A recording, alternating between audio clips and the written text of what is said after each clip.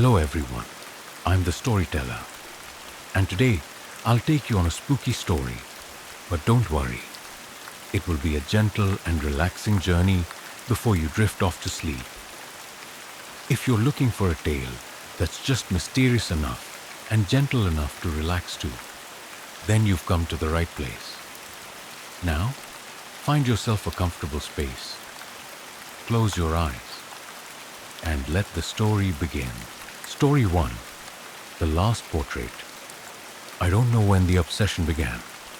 It wasn't immediate, not a sudden epiphany or overwhelming desire.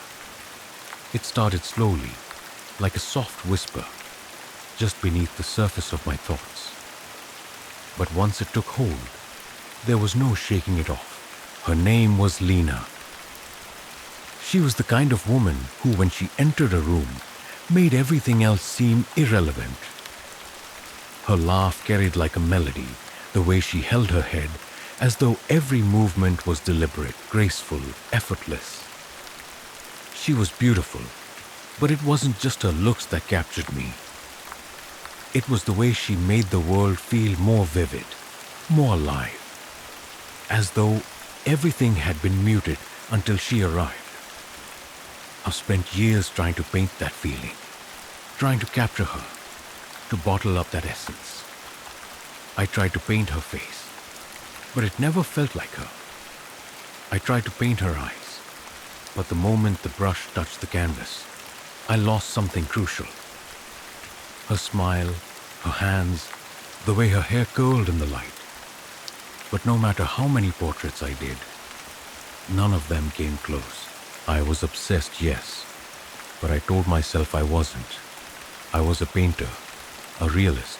My job was to reproduce what I saw, not to fantasize or lose myself in daydreams. That's what I told myself every day. But I didn't listen. My mind kept wandering back to Lena, to the way she existed in my every thought, in every brushstroke. It all unraveled when she disappeared. At first, I thought it was just a phase. She had said she needed some space, that she had to figure things out. The last time we spoke, she'd been distant, almost as if she was somewhere else entirely. But when days turned into weeks, then into months, I started to realize something was wrong. I tried calling, emailing, nothing. I reached out to her friends, to the people who knew her, and I found nothing but silence. It wasn't like Lena to just vanish. I remember walking through the streets of the city, aimlessly searching for her. The weather was cold for spring, the wind biting at my skin as I walked down the sidewalks, staring at people's faces in hopes of catching a glimpse of her, of knowing that she was still out there, that everything wasn't a dream. But nothing, no one. It was as though she'd never existed. The emptiness that followed was suffocating. I couldn't paint. I couldn't eat. I couldn't sleep. The canvases in my apartment gathered dust as I sat, staring out the window, waiting for a sign, some clue that would tell me where she had gone. And then I found it. I was walking through the district when I passed an old, nondescript building. It was tucked between two other shops, barely noticeable, as though it had been there for decades without anyone paying attention.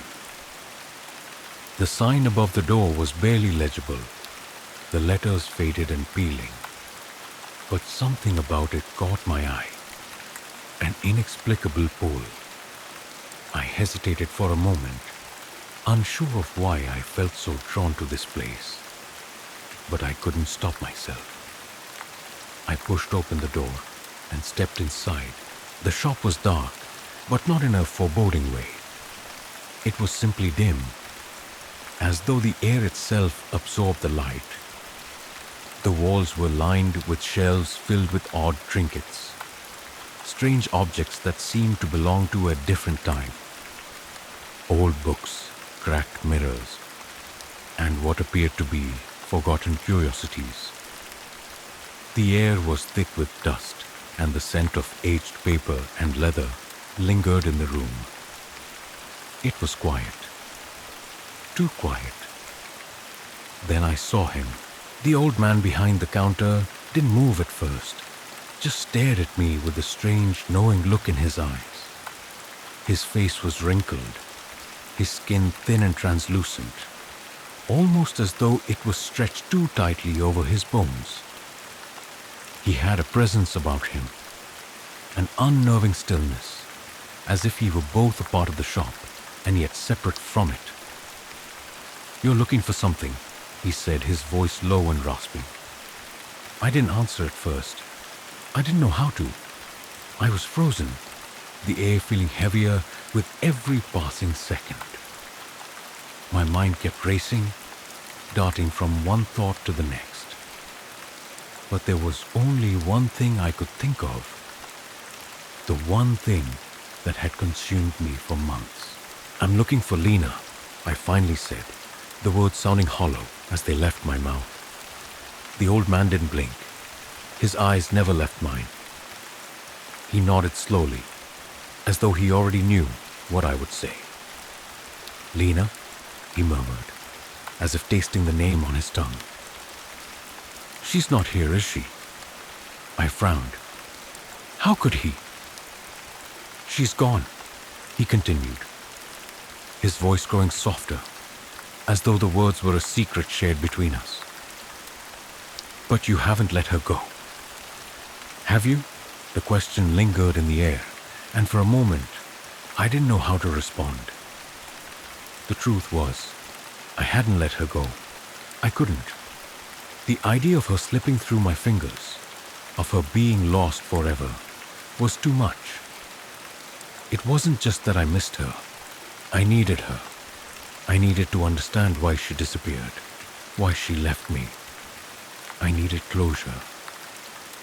The old man slowly rose from his chair, moving with the grace of someone much younger. He walked to the back of the shop, disappearing behind a thick velvet curtain. My heart raced as I waited, the silence pressing in on me from all sides. A moment later, he returned carrying something in his hands. A small black object, its surface gleaming in the low light. He placed it on the counter before me. "It's yours," he said cryptically. I didn't ask what it was. I didn't care.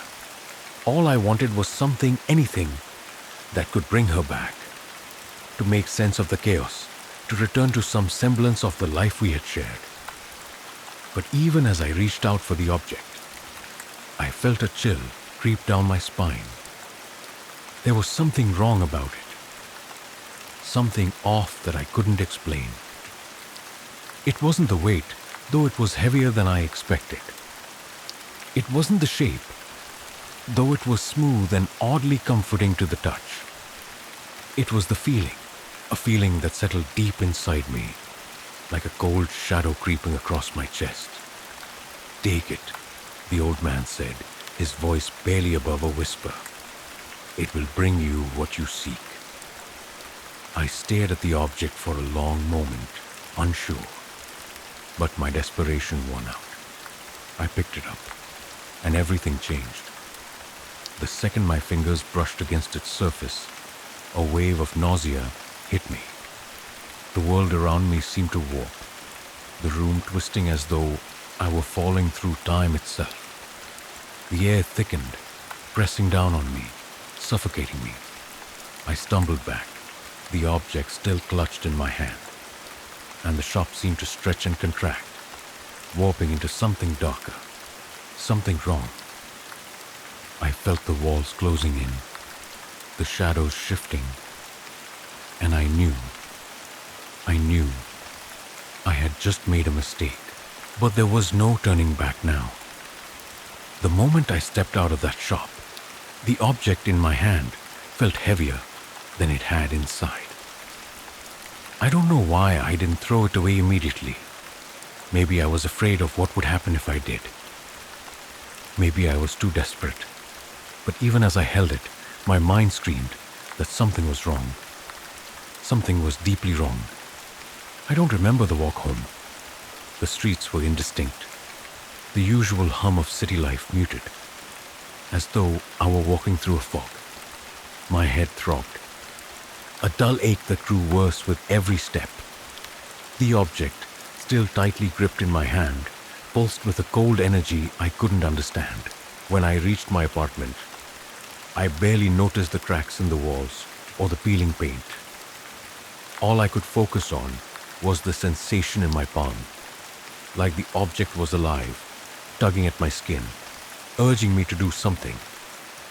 I didn't question it. I didn't question anything anymore. I was too tired, too lost in my search for Lena. The thought that I might be losing myself to the madness didn't seem important anymore. I set the object on the table and looked at it, waiting for, some sign, some confirmation that what I had done was the right choice. But nothing happened. I should have known better. The silence that followed was unnatural. I'm not sure what I was expecting, but it wasn't the crushing weight of nothingness that followed. It made the room feel colder. The walls seemed to shift in the dim light. Shadows stretched longer, as if reaching for me. But none of that mattered. My focus remained on the object, sitting there, mocking me with its stillness. It was then that I noticed it. The first crack in my perception. The paintings, I had dozens of them. Unfinished portraits of Lena. Each one a piece of a woman I could never fully capture. The walls of my apartment were covered in them, like a shrine. Each canvas was a failed attempt, a struggle to hold on to something I couldn't reach. But now, as I turned my attention to them, I saw something strange. The faces were wrong. At first, I thought it was a trick of the light, that maybe the shadows in the room were distorting the colors, creating shapes that weren't there. But the more I looked, the more I realized. The faces had changed. I walked closer to one of the portraits. It was a painting of Lena, sitting by the window, sunlight streaming through her hair. But now, the eyes, they were darker, deeper. It was like the paint had sunk into the canvas, pooling in black, inky tendrils. I reached out, my fingers trembling, and brushed the surface of the painting. The ink, it wasn't dry. It was slick, wet against my skin, like it had been freshly painted, as though it had bled through the canvas from the other side. A chill ran down my spine. I pulled my hand back, but the ink followed. It seeped out from the edges of the painting, creeping slowly like a living thing, spreading across the canvas, covering Lena's face.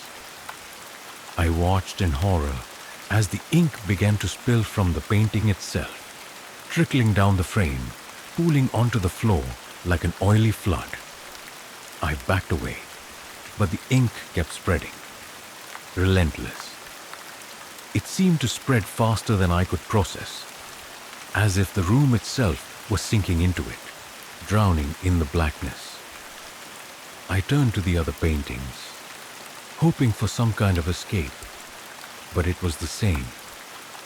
The ink had reached them too, pouring from their frames, swallowing the colors, erasing the images until all that was left was darkness, a suffocating blackness.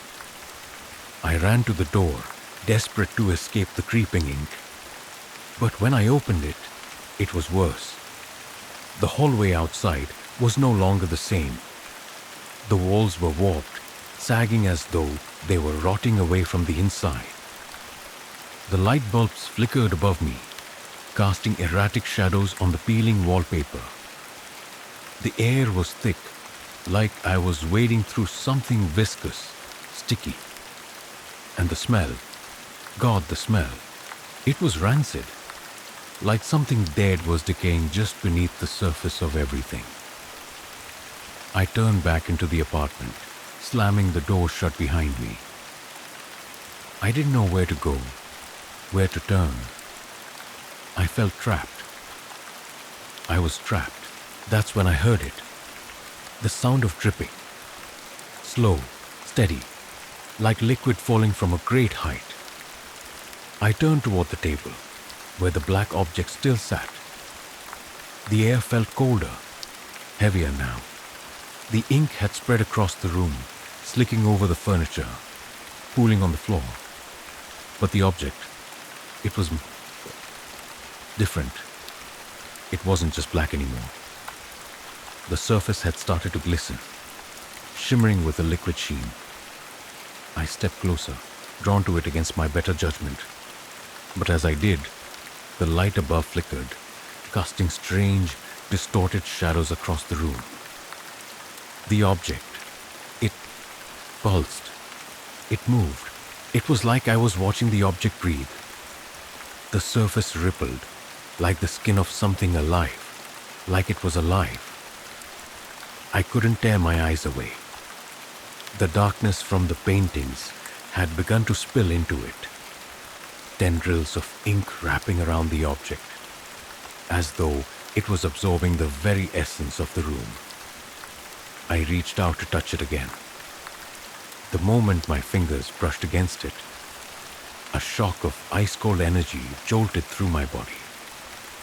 I pulled my hand back, heart pounding in my chest, but I couldn't look away. The object hummed now, a low guttural sound that seemed to resonate within my bones. It was pulling at me, urging me to... What? I didn't know. I stumbled backward, my mind racing. The room was spinning. The walls, no, the entire apartment was beginning to rot. I could hear the creaking of wood, the slow grinding of old structures collapsing under the weight of something terrible. The paintings, the ink. It was everywhere now. The door to the hallway had disappeared. The windows were covered in black sludge, and the floor beneath me felt like it was sinking, like I was standing on soft, decaying earth. I gasped for air, but the air was thick, saturated with the smell of decay. I had to get out. But where? There was nowhere left to run. I was suffocating, trapped in my own madness, and everything I had touched, every step I had taken, had led me to this moment. I reached for my phone. I had to call someone. Anyone. But the screen was cracked. The words on it distorted, swirling, as though they were being erased by the black ink that had invaded everything. My own reflection in the shattered glass seemed to shimmer, distorting into something unrecognizable, something that didn't quite look like me. I backed away from it, my heart pounding. But no matter how far I retreated, it followed me. The ink, the darkness, it was everywhere now. I didn't know how long I stood there, how long I watched the ink consume my apartment, my world, my mind. Time lost all meaning, and with it, any hope I had left of escaping. Then, from the corner of my eye, I saw something I had missed before. The paintings were not just blackened, not just smudged with ink. They were gone. In their place, nothing. Just black voids, endless consuming emptiness. I turned toward the object on the table, my stomach twisting. I knew then. The ink was not just a byproduct. It was the key. And the room, the world, everything was being erased. I was already too far gone to stop it. I should have known it wasn't just the room that was changing. I should have known deep down that this wasn't going to stop with the apartment. But the ink, the void, it was like a dream I couldn't wake up from. As I stood there, frozen, staring at the empty spaces where my paintings had once been, I couldn't tell if the terror I felt was real. The ink, black as midnight, had spread so fast that I couldn't make sense of it. The walls, the floor, the furniture, everything had been swallowed by it. I could no longer discern where the ink stopped and the world began. It was as if I had been trapped in some limbo, a place where reality didn't exist, only the void. But there was no time to think about that. I couldn't breathe. The air had turned thick, like I was submerged underwater, the pressure building in my chest. I stumbled back, my fingers brushing against the walls, but the coldness was seeping into me. It wasn't just the temperature. It was a feeling, a visceral sense of decay, of something dying. I backed away from the walls and stumbled toward the window. Maybe if I could see outside, maybe if I could catch a glimpse of the city, I could remind myself that there was something real beyond this horror. But when I reached the window, I found that the glass was gone. The blackness had taken it, leaving nothing but a slick, sticky surface that oozed down the frame. The outside world was gone. I tried to scream, but my throat was dry. My vision swam. I couldn't think straight. All I could focus on was that thing on the table, the object, pulsing in time with the strange rhythm of the room. It called to me, whispering in ways I couldn't understand. The floor creaked beneath my feet, and I felt a sharp pang of nausea. Something was moving beneath the surface of the ground. It wasn't a tremor or an earthquake. It was as though the earth itself was alive, shifting, twisting beneath me, like the very foundations of the building were slowly rotting away. I couldn't stand it anymore. I turned away from the window, but the ink was everywhere now. It had crept under the doorframe, crawling like a shadow at my feet, a tidal wave of black that swirled around my legs. I tried to step back, but it clung to me like tar, pulling me into it. I fought against it, but it was too strong. My breath quickened as I sank further, the sticky substance crawling up my legs, my torso. It weighed me down. Desperation surged within me, and I wrenched myself free, stumbling backward until I collided with the table. The object, the black object, was now on the floor, rolling slowly toward me as if it had a mind of its own. My heart pounded as I realized the blackness wasn't just a force of nature. It had purpose. It had will. I fell to my knees, gasping for air, trembling as the floor beneath me groaned, like the building itself was holding its breath. A muffled noise, like a distant rumble, echoed in the walls, growing louder with each passing second. It was then that I heard a voice. It wasn't spoken, not exactly. It was more of a feeling, a presence. It came from the void, from the ink itself, and it whispered one word over and over again, a name, Lena. The word echoed in my mind, vibrating through my skull, crawling into the very fibers of my being. It felt like an electric shock, the kind that you get when you touch something far too hot or cold. But this wasn't a shock of the body. It was a shock of the mind, something invasive, something that took root deep inside me. I couldn't pull away from it. Lena? I whispered, though I didn't know if I was asking the void or begging for the answer myself. It seemed impossible. She couldn't be gone. She couldn't. Not like this.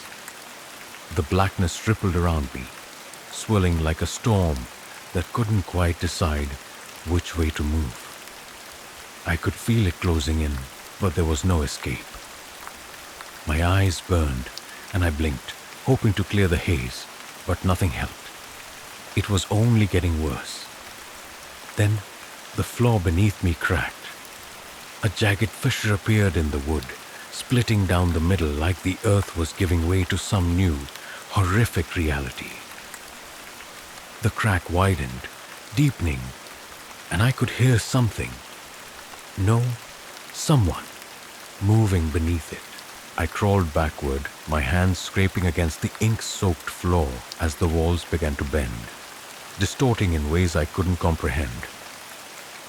The door, my only means of escape, was covered in that black film, no longer visible. The room was being consumed, and I was powerless to stop it. I scrambled across the room, my legs buckling beneath me, every step a struggle against the overwhelming weight of the darkness. The table, still there, still intact, was the only thing that remained solid. I reached for it, clutching its edge, but when I looked down, I saw something that made my blood run cold. The object was moving again. It wasn't just pulsing this time. It was growing. Tiny cracks appeared on its surface, like the first signs of something breaking, something splintering from within. I could feel its power, its hunger. It was as if the object was calling out to me again, pulling me closer with each second. And then it happened. The object shattered. It broke apart in my hands, splintering into pieces that fell to the floor like shattered glass.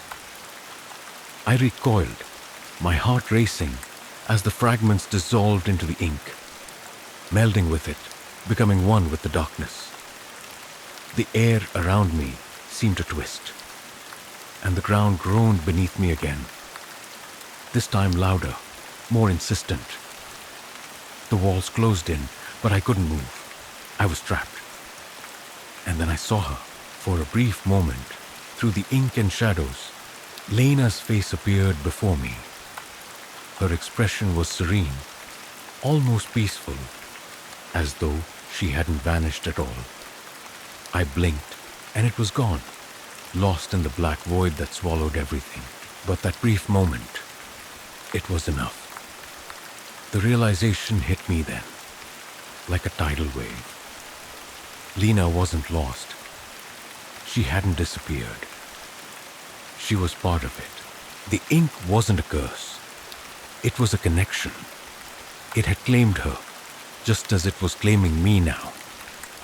I had summoned it with my desperation, with my need to preserve her, to hold on to the memory of her. And now she was in it. She was part of the void, lost to the darkness that had been following me, consuming everything I loved. There was no escape, no hope. I was becoming it. I could feel myself slipping, sinking into the same inky depths as the rest of the room, as the city, as my life. I tried to scream, to fight against it, but the darkness was inside me now. It had found its way into my soul, and I knew it would never let go. And in that moment, I understood the horror. It wasn't just the room that was rotting. It was me. The last traces of my humanity were being erased piece by piece, until there was nothing left but the ink, the void, and the endless silence. Story 2. The Canvas of Despair. I never meant to become obsessed with a painting. In fact, I had never paid much attention to art. Aside from the occasional glance at a landscape on a coffee shop wall or a museum, visit for an obligation more than an interest. But when I first saw it, something about the canvas caught my eye, as though the image itself had reached out and grabbed hold of me. It wasn't anything special at first glance. The painting depicted a dense forest, twisted trees reaching into the sky like skeletal hands, their gnarled branches intertwined, casting strange shadows. The ground was a carpet of lush, impossibly vibrant greens, with hints of lavender and blue that seemed to shimmer, though no light source was present. Tiny, indistinct shapes moved within the depths of the foliage, barely visible at first, but they were there. Creatures, I'd later find out. But what really drew me in was the way the colors seemed to breathe, as though the painting itself was alive. No matter how I moved, the shadows in the trees flickered just out of the corner of my vision, and the glow of the grass seemed to shift ever so slightly, like someone was waiting just beyond the frame. I was standing in a small, dimly lit gallery, tucked in a forgotten corner of town when I first saw it. The place smelled faintly of dust and old wood, the kind of smell that made you want to leave as soon as possible. Yet, I found myself standing before that painting for what felt like hours, unable to tear my eyes away, unable to breathe properly. It was as though the world outside of that frame no longer existed. The odd dealer, a man with hollowed eyes and a slight smile that seemed too practiced, watched me from a distance. He hadn't spoken a word as I stood there, transfixed, but his silence made the air feel heavier. I glanced up at him, and he simply nodded, as though he had seen this all before. "I see you found it," he said, his voice low and slow, as if measuring each word for effect. I didn't respond. I couldn't even think. All I could do was stare at the painting, drawn in deeper. Something gnawing at the back of my mind, an urging that I couldn't name. I'd never been a man to give in to impulse, but here I was, hovering on the edge of something I couldn't explain. It was a strange feeling, like a need I didn't fully understand, but couldn't shake. My hands trembled slightly as I reached up to touch the frame, my fingers brushing lightly against the cool wood. Something shivered beneath my fingertips, almost like a soft hum, though no sound reached my ears. I pulled my hand back quickly, but the sensation lingered, a faint buzz in my skin. "Will you take it?" The dealer's voice cut through my thoughts, and before I could think to answer, he added, "It's a rare piece, one of a kind." How much?" My voice sounded thin, strange, as though it didn't belong to me. The dealer told me the price, and I didn't hesitate. It wasn't like me at all. Normally, I'd have calculated every penny, every cost. But in that moment, it felt as though I had no choice. I was drawn in, as if the painting itself was speaking to me, urging me to take it, to make it mine. I don't remember much of the drive back home, only that the painting rested on the passenger seat next to me, its frame almost glowing faintly in the moonlight. When I got to my apartment, I set it up carefully in the living room. I spent the next few hours staring at it from different angles, convinced there was something more I hadn't yet seen. But as the days passed, the unease I felt around the painting began to grow. It was subtle at first, little things. The light in the room seemed dimmer whenever I looked at the painting. The temperature in the air grew colder, almost uncomfortably so. And there were sounds, quiet whispers, just beneath the hum of the refrigerator or the click of the clock on the wall. Soft rustling, as though something was moving behind the canvas. But when I turned to look, the room was silent. The painting was still, its strange creatures hiding just out of sight.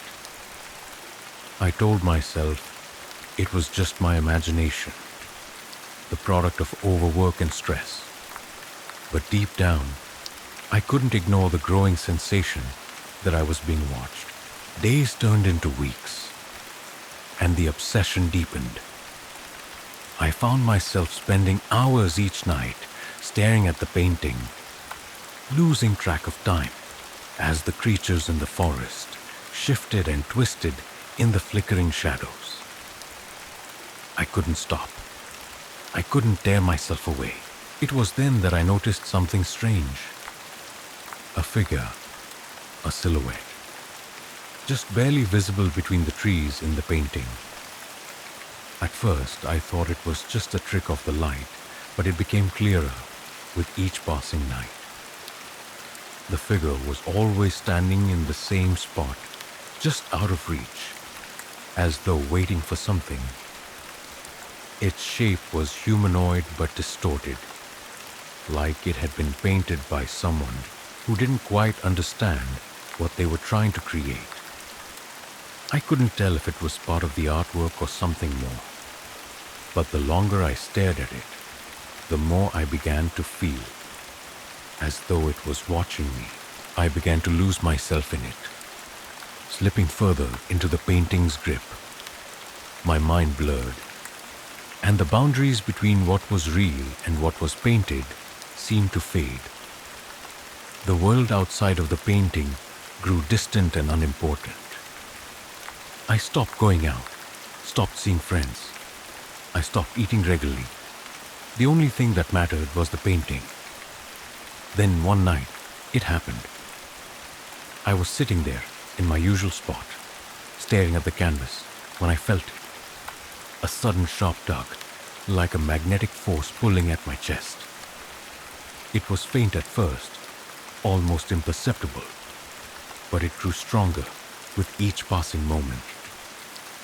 I reached out, my hand trembling, and as my fingers brushed the surface of the canvas again, something shifted. The room around me seemed to blur, the edges of the walls fading into a soft mist. The temperature dropped and the air thickened, pressing in on me, suffocating me. My vision swam, and I felt a pressure at my chest, as if something were pushing me forward. I couldn't move. I couldn't breathe. And then, I was falling. When I awoke, I wasn't in my apartment anymore. The world around me was dark, suffocating, like the inside of a cave. I could smell the damp earth, the strange, metallic tang of something else, something wrong. The air was thick with it. I looked around, but all I saw was that same twisted forest from the painting. The trees, the shadows, the creatures. Only now, they weren't hiding anymore. They were watching me. I tried to scream, but no sound came. And then I saw him, the figure, the one who had been waiting in the painting.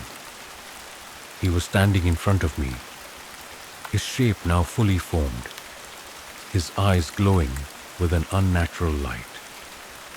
And I knew then that it wasn't just a painting. It was a prison, and I had become its prisoner.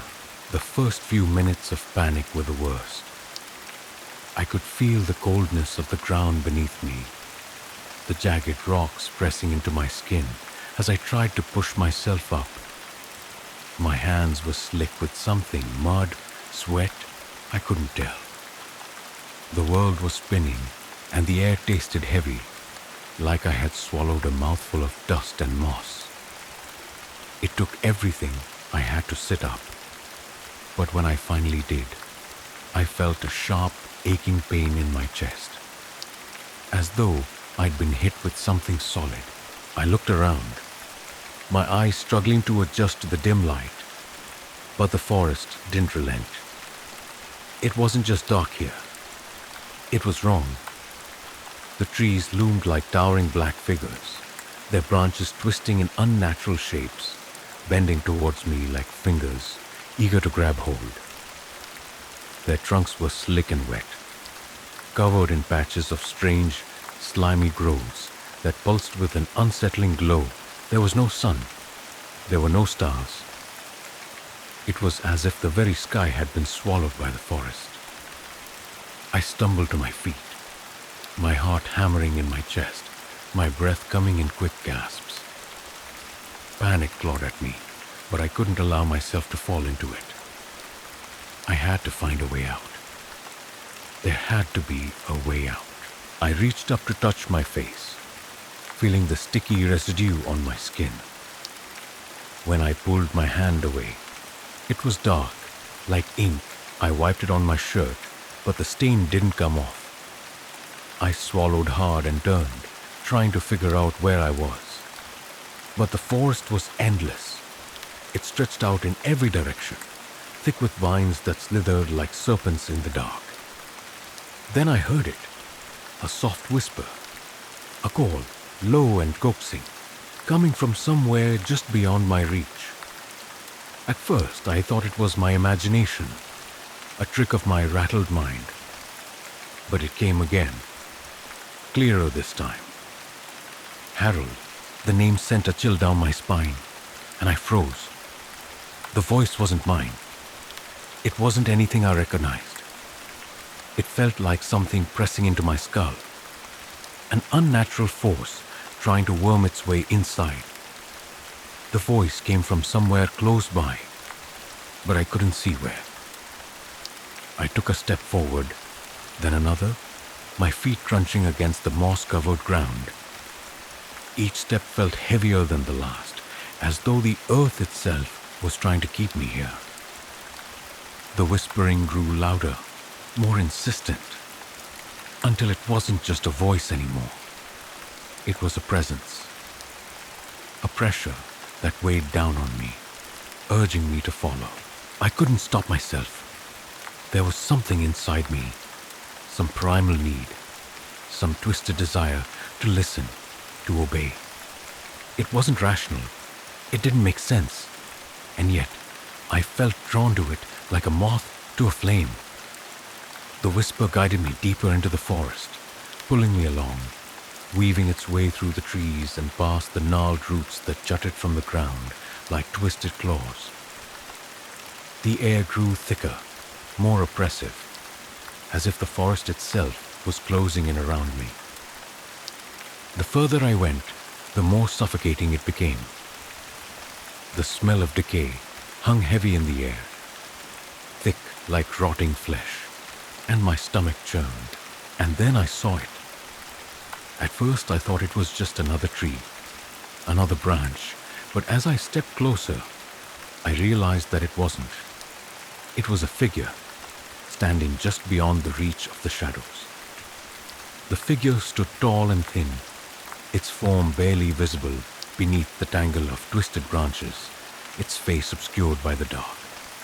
But I could feel it. I could feel its eyes on me, like pinpricks against my skin. It was waiting for me. I stopped. My heart seemed to stop with me, and for a brief moment, I thought that I could turn around, that I could run back the way I came. But the whisper returned more urgent now. Harold, don't turn away. I couldn't resist. The figure took a step forward, and I was frozen in place, unable to move, unable to breathe. Then the figure spoke, but its voice wasn't like any voice I'd ever heard. It was more like a growl, a rumble deep from within the earth itself, vibrating in the very bones of the forest. You belong here, Harold. The words sent a surge of terror through me, but still, I couldn't move. The forest had me. The figure had me. There was nowhere to run. A sickening grin spread across its face. Or at least, I think it was a grin. Its mouth stretched unnaturally wide, the edges splitting open like a wound, revealing rows of jagged teeth. The creature's eyes gleamed with an unsettling light, a cold, calculating light that made my skin crawl. They were not eyes of any creature I'd ever seen. Too alien, too unnatural. But there was something familiar about it. Something wrong. I'd seen that face before, but I couldn't place it. The creature stepped closer, and I felt its presence like a weight pressing down on me. The air grew colder still, and I could feel my breath misting in front of me. The sound of its breathing was slow, measured, as if savoring my fear. Do you see it now, Harold? It whispered, its voice dripping with malice. The painting, the canvas. It was never just art. It was a door. A door to here, to us. I couldn't speak. I could barely think. Its grin widened even further, and the air around me seemed to shift, distorting, like a ripple across water. I could feel my vision swimming, my head spinning. I reached out, desperate for something to hold on to. But the forest responded, the trees closing in, their branches reaching for me like claws. And then, just as quickly as it began, it stopped. The creature faded into the shadows, its presence vanishing, leaving nothing but the oppressive silence in its wake. I stood there, frozen, unsure of what had just happened. The forest around me was eerily still, the air heavy with a sense of foreboding. But I knew that I hadn't escaped. That creature, whatever it was, hadn't gone. It was still watching me, waiting. I turned to leave, but something caught my eye. Movement, barely visible at first, just beyond the edge of my sight. I spun around, heart pounding, but there was nothing there. Just the trees, the shadows, the twisted undergrowth. It was gone. I tried to breathe. I tried to calm myself, but the panic was rising again, bubbling up like a wave. I couldn't stay here. I couldn't stay in this place that felt like a prison. I had to get out. But no matter which direction I looked, all I could see were those same dark trees, that same suffocating air. The whisper came again. Harold. I stopped. The voice wasn't distant anymore. It was right beside me. And then I understood. I wasn't just trapped in this forest. I was trapped inside the painting. The realization struck me like a slap in the face. Cold and suffocating. I wasn't just in the forest. I was part of it. Tangled up in the same dark vines, cursed by the brushstrokes that had bound me here. I tried to push the thought out of my mind, but it gnawed at me, pulling at the very fibers of my sanity. How was this possible? The painting, it wasn't just a piece of art. It was a prison, and I had walked right into it. I stumbled backward, trying to make sense of everything, my mind reeling. The dark figures I had seen, the twisted trees, the grotesque creatures, all of it had been alive in that canvas. But now, I wasn't looking at them from the safety of a gallery or a studio. I was in it. It was as if the world around me had breathed life into every stroke, every shadow. The trees that once looked like mere sketches now towered above me, their bark slick and oily, gleaming in the faint, unnatural light that filtered through the dense canopy. It was a world that shouldn't exist, a nightmare made flesh. I wanted to scream. I wanted to tear my eyes from the horror that surrounded me, but I couldn't. The whispering was there again, faint but unmistakable, crawling under my skin like insects. Harold, come closer. The voice was low, luring me like a siren's call. I gritted my teeth, forcing myself to take a step back. I couldn't follow it. I couldn't give in. But it was so easy to listen, so easy to surrender to the pull of the painting. I could feel the edges of my consciousness slipping, my thoughts thinning as the forest's presence wrapped itself tighter around me.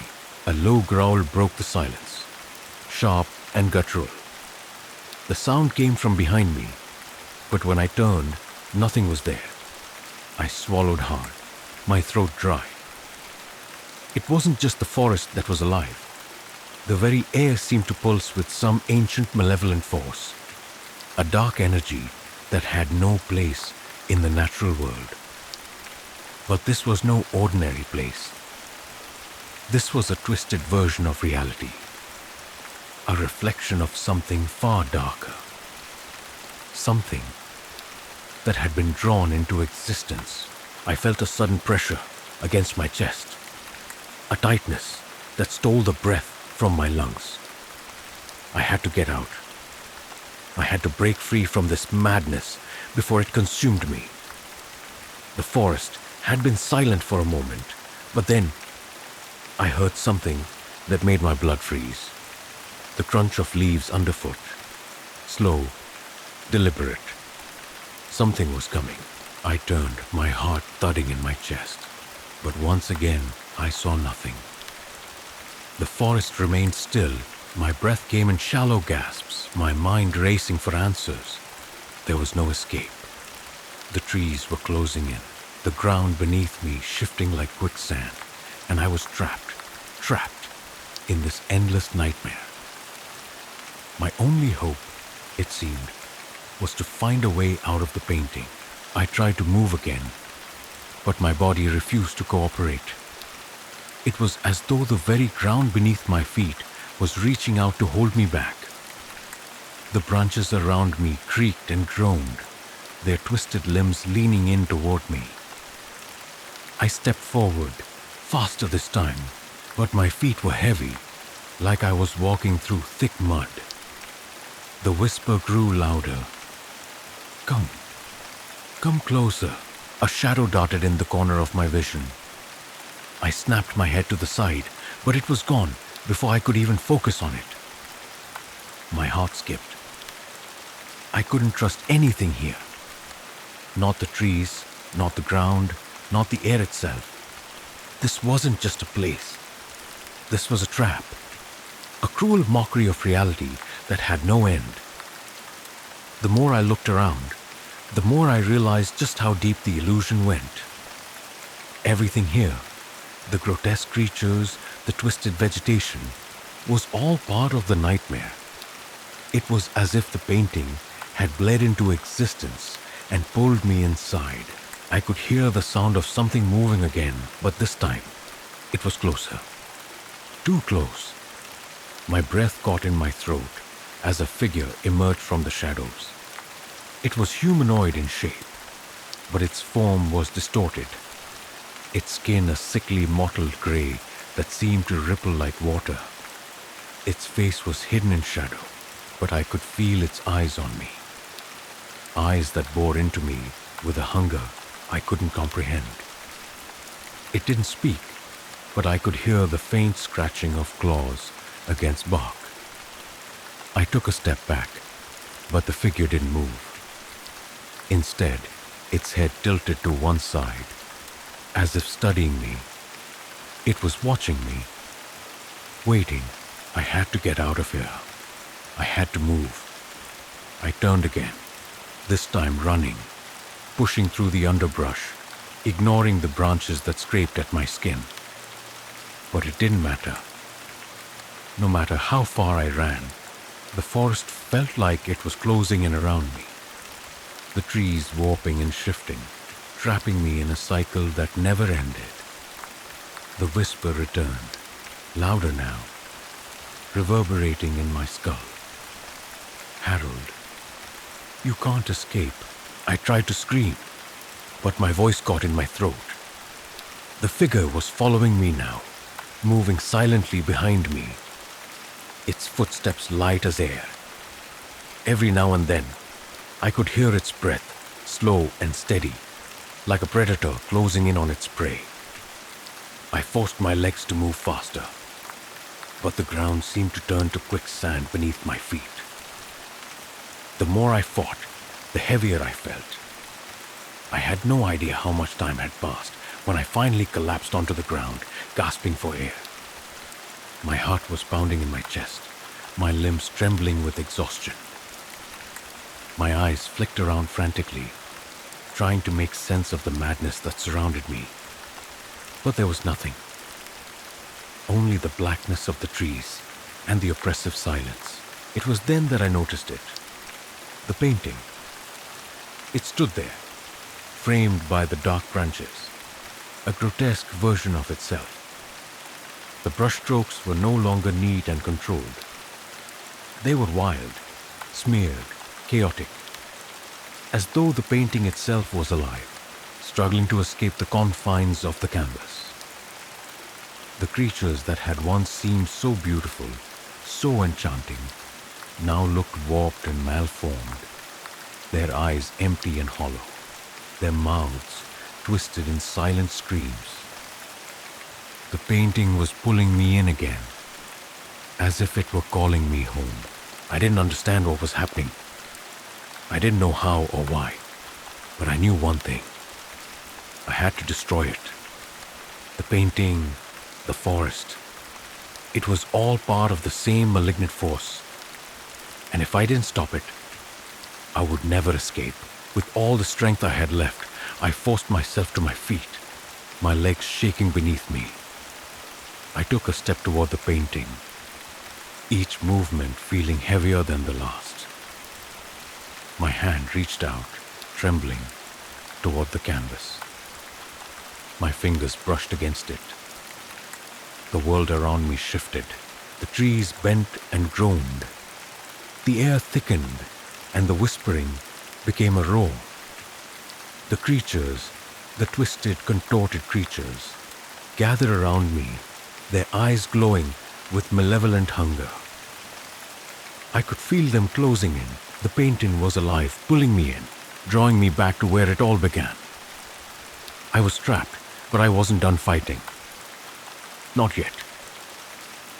Story 3, Ghost Ship. It started with the phone call. I'd been sitting at my kitchen table, the one with the chipped wood and the worn edges from years of use. I always liked that table, how it held 1,000 little scratches and scuffs from the messes of a life well lived, until the mess became something I couldn't clean. My hands were trembling over the edge of a cold cup of coffee when the phone rang. No one calls anymore, not for real conversations. Just robocalls, just automated voices reminding me to check my car warranty. But this one was different. Mr. Otis Williams? My heart dropped before I even heard the rest. It was like I knew. That same sick feeling crept into my stomach. This is Detective Walters with the precinct. I'm afraid your daughter Sophia has gone missing. Sophia, my little girl. I hadn't seen her in 3 months. Not since the fight, not since she stormed out, slamming the door behind her, and didn't look back. I couldn't speak at first. My mouth went dry. My tongue stuck to the roof of my mouth like cotton.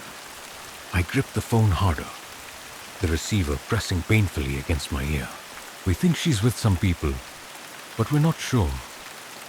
She's known to frequent a place called the Ghost Ship.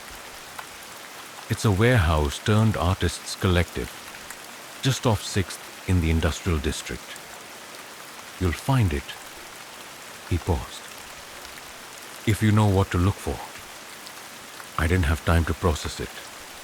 My thoughts were all over the place, looping back to memories of the things I told her, the things I should have done better, the times I failed her. But I couldn't let myself dwell on that. Not now. Not when there was still a chance to find her. The line went dead, and I didn't hesitate. I grabbed my jacket and my keys. My car still worked, even though the rust was creeping up along the doors like some kind of disease. I didn't care. The road was waiting, the tires crunching over the asphalt in a steady rhythm, the engine humming like the pulse in my own chest. The Ghost Ship. That was the last place I thought I'd be looking for my daughter. I'd heard rumors about it, but rumors weren't the same as reality. No one I knew had ever been brave or stupid enough to actually go there. It wasn't just a warehouse. It was an asylum of sorts, a place where people like Sophia ran away to hide. The kind of people who didn't want to be found. People like me. When I pulled up to the place, I immediately understood why it had earned that name. The building stood like a monument to decay, its crumbling brick walls smeared with faded paint and graffiti. Dim, flickering lights cast long shadows across the parking lot, and I could hear the sound of muffled voices and music spilling from the cracks in the structure. A dozen old cars, none of them worth a damn, lined the edges of the lot, some with cracked windshields, others with dents and rust that had seen better days. The place smelled like metal and sweat, and something worse, a mix of chemicals, old food, and dampness. I wasn't alone. A woman in her 20s, dressed in a ripped-up leather jacket and a pair of faded jeans, stepped out of the darkness. She had short, messy hair with streaks of blue and pink. Her eyes were wide, too wide for comfort, and she looked like she didn't sleep much. Her name was Daisy, or at least that's what she told me after I'd asked her if she knew Sophia. She seemed to know more than she was letting on, though. "Are you Otis?" she asked, her voice tight with something that might have been fear. "I'm Daisy. I'm trying to help you find her." I didn't trust her, but I needed any lead I could get. "I'm looking for my daughter," I said, trying to keep the panic from creeping into my voice. "Sophia Williams. Have you seen her?" She paused, looking me over as if weighing something in her mind. Then she nodded slowly. "She's here. She's been here for a few days now," Daisy said, her gaze flickering back to the entrance. "Come with me. I'll show you." The ghost ship wasn't just a place for art or music. It was a labyrinth, a collection of rooms and hallways that seemed to wind on forever. The main area was filled with makeshift art installations, broken furniture stacked in towering piles, half-finished sculptures that looked like they'd been abandoned mid-creation, paintings smeared with crude brushstrokes and odd colors.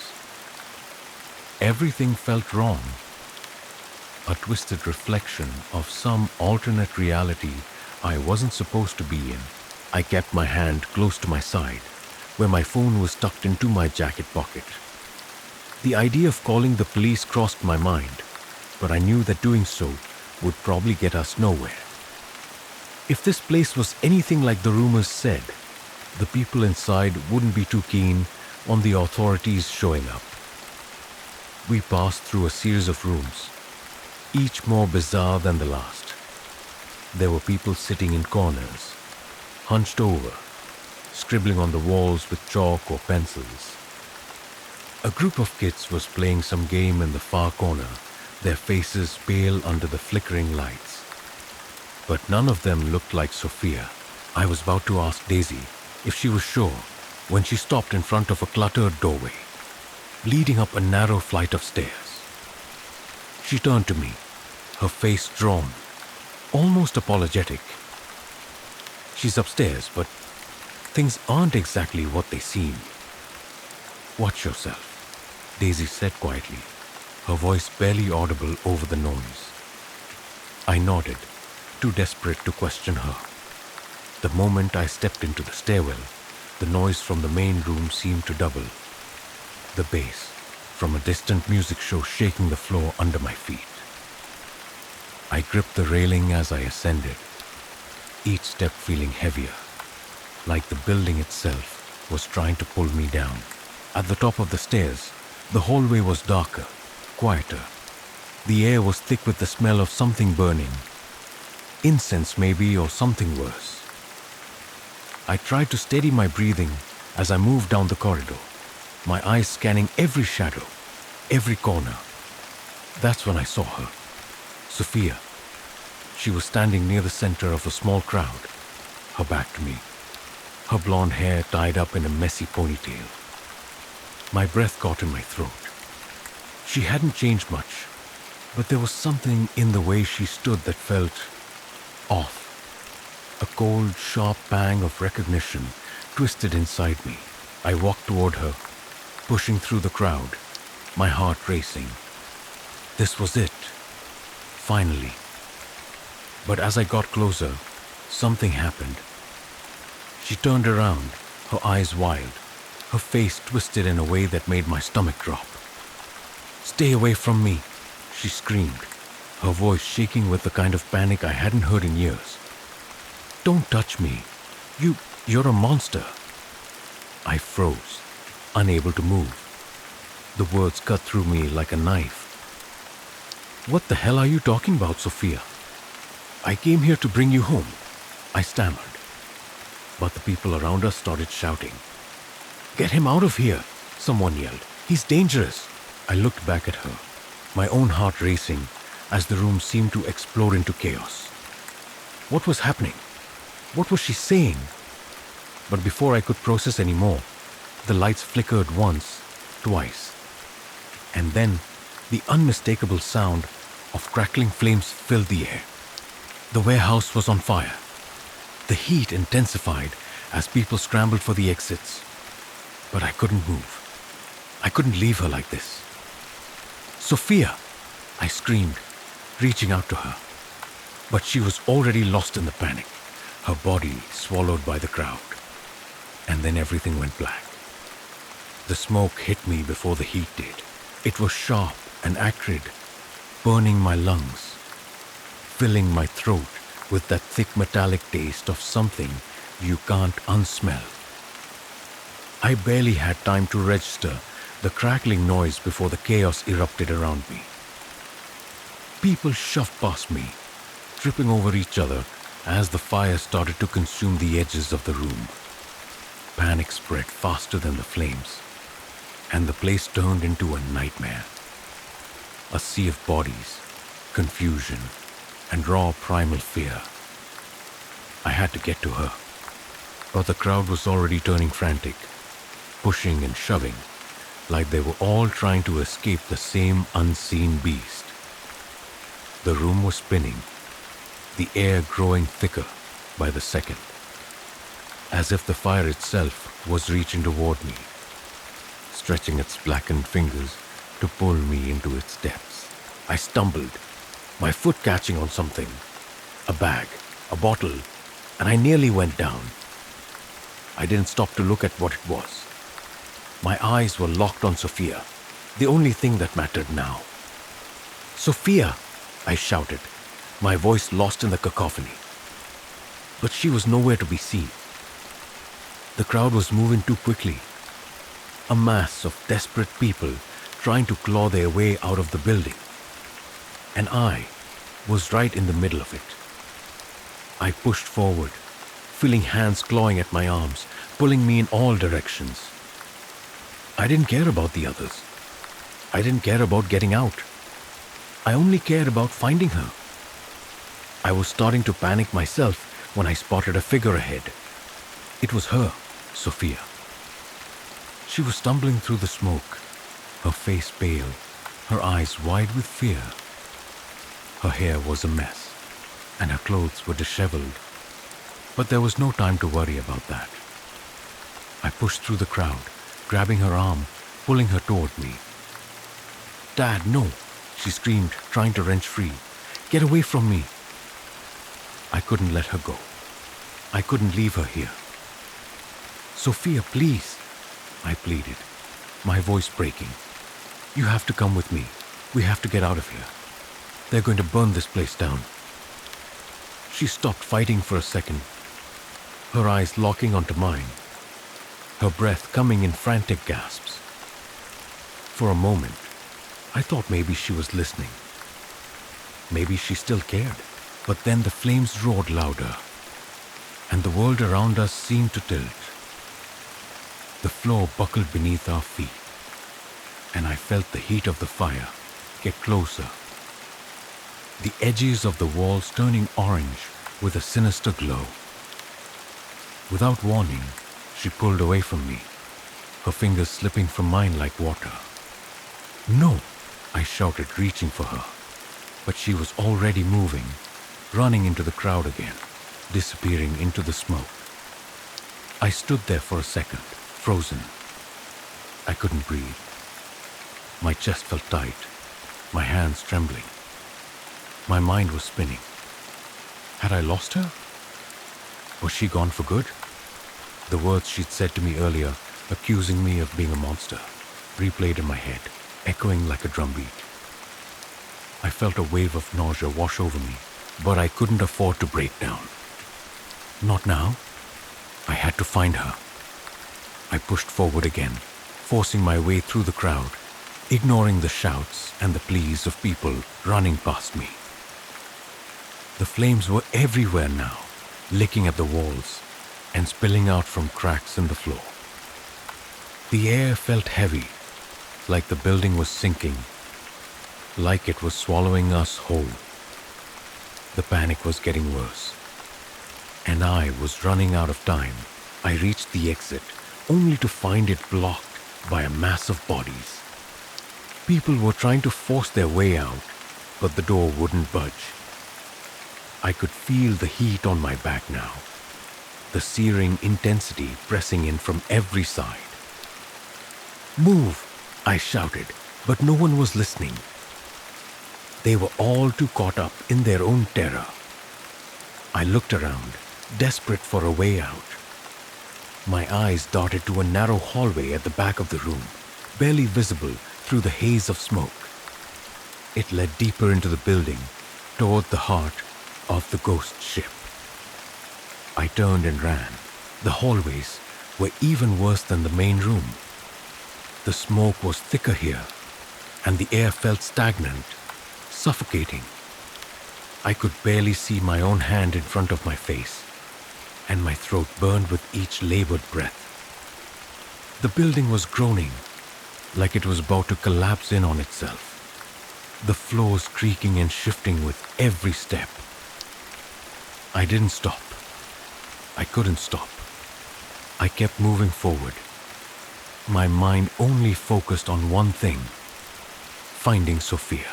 I passed rooms that were too strange to comprehend. A man with an arm covered in tattoos sat on the floor, muttering to himself. A group of people were gathered in a corner, huddled together, their faces twisted with fear. But none of them were her. I moved faster, the sound of my feet pounding against the old wooden floors.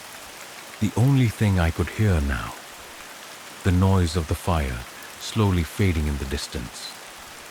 The further I went, the more I felt like I was losing grip on reality. The world felt like it was closing in on me, the walls narrowing with each passing second. And then I heard it. Sophia's voice. It was faint at first, a whisper against the roar of the fire, but I recognized it immediately. "Dad, help me." My heart stopped. I turned toward the sound, pushing myself harder, faster, until I reached a door at the end of the hall. It was half open, and the smoke poured out from the crack like a living thing, crawling through the air. I didn't hesitate. I shoved the door open and stepped inside. The room was unlike anything I'd seen in the building. It was a makeshift space. Furniture piled high in corners, blankets and pillows strewn across the floor. But it wasn't the mess that caught my attention. It was her. Sophia was sitting in the middle of the room, her back pressed against the wall, her knees pulled to her chest. She was staring at the floor, her eyes empty, like she wasn't even there. "Sophia!" I called, rushing toward her. She looked up at me, her face pale, her eyes wide with something I couldn't place. "You have to go, Dad," she whispered, her voice shaky. "You don't know what you're getting into. You don't know what I've done." Her words hit me like a slap. I kneeled in front of her, gripping her shoulders, desperate to get through to her. "What do you mean, Sophia?" I asked, my voice trembling. "I'm not leaving without you. You're coming home. We'll figure this out. She shook her head, her lips trembling as if she was about to cry. You can't fix this. You don't know what's been happening here. You don't know what they've made me do. My stomach twisted. The words didn't make sense. None of it did. Suddenly, I heard a sound. Footsteps. Someone was coming down the hallway. My heart skipped a beat. I turned toward the door, my body tensing. And then I saw him. Jojo. She was standing in the doorway, her face expressionless, but her eyes told a different story. There was something cold about her, something dark, hiding just beneath the surface. You need to leave, Otis, she said, her voice flat. This place, it's not safe for you. I didn't understand. I couldn't, but as she stepped closer, I felt the air grow even colder, and a knot tightened in my chest. Something wasn't right, and I knew, with sickening certainty, that I wasn't going to get out of this unscathed. The smoke choked the air, but it was the silence that really unsettled me. The fire raged somewhere deep inside the building, its heat suffocating. Yet the hallway outside was oddly still, as though the chaos of the world hadn't quite reached this place. The sounds of panic, the screams of people trying to escape, all seemed muted, as though something was blocking them from my senses. Only the heavy thrum of my heartbeat filled my ears now, thudding like a drum in my chest. Sophia was still there, sitting against the wall, her face pale and distant. I could see the tremor in her shoulders, the way her hands clenched and unclenched, as if trying to grasp onto something solid, something real. But she wasn't focused on me anymore. Her eyes darted from Jojo to the floor, and then back to me, and I felt something twist in my stomach. There was fear there, but it wasn't for herself. It was for me. Jojo stepped into the room, her presence like a shadow that grew longer with each step. She was so calm, too calm, her expression unreadable as she stood there, arms folded. The way she looked at me, it was almost like she knew something I didn't, something I wasn't supposed to know. You're not supposed to be here, Jojo said, her voice soft but firm, like a warning I couldn't ignore. I wasn't sure if she was talking to me or to Sophia, but my blood ran cold all the same. The air in the room felt thick, pressing down on me like it was alive, suffocating me with its weight. I swallowed hard, my throat burning with the effort. I'm not leaving without her, I said, trying to keep my voice steady. But I knew it was coming out more desperate than I wanted. My gaze flicked to Sophia. She's my daughter. You're not going to keep me from her. Jojo didn't move, didn't even blink. She just stood there, staring at me with those unblinking eyes. There was something off about her. Something wrong. The calmness in her demeanor felt forced, like she was holding something back, waiting for the right moment to reveal it. But whatever it was enough to freeze me in place. Sophia finally lifted her head. Her eyes met mine again, but they were filled with a new kind of terror, something I hadn't seen before. She wasn't the daughter I remembered. This girl in front of me was a stranger, broken, defeated, and I couldn't understand why. Sophia, what's going on? I asked, my voice trembling. Why won't you come with me? Please, just tell me what happened. She shook her head, her eyes welling up with tears. But she didn't speak. She couldn't. Jojo took a slow, deliberate step forward, her presence like a cold wind in the room. She's right, she said, her tone barely above a whisper. But I felt the weight of the words as they settled over me. You don't understand what's happening here. You don't understand her. You never did. I felt a sickening lurch in my stomach. The fire outside seemed to grow louder, the crackling of burning wood mixing with the strange, dissonant rhythm of my pulse. The walls felt like they were closing in on me, the space shrinking with each second. Each word that fell from Jojo's lips. Understand her? I repeated, my voice hoarse, as if the very air was too thick to breathe. I'm her father, Jojo. I'm the only one who cares about her. The only one who's been looking for her, who's been fighting for her. Jojo's smile was thin, like a razor's edge. That's where you're wrong.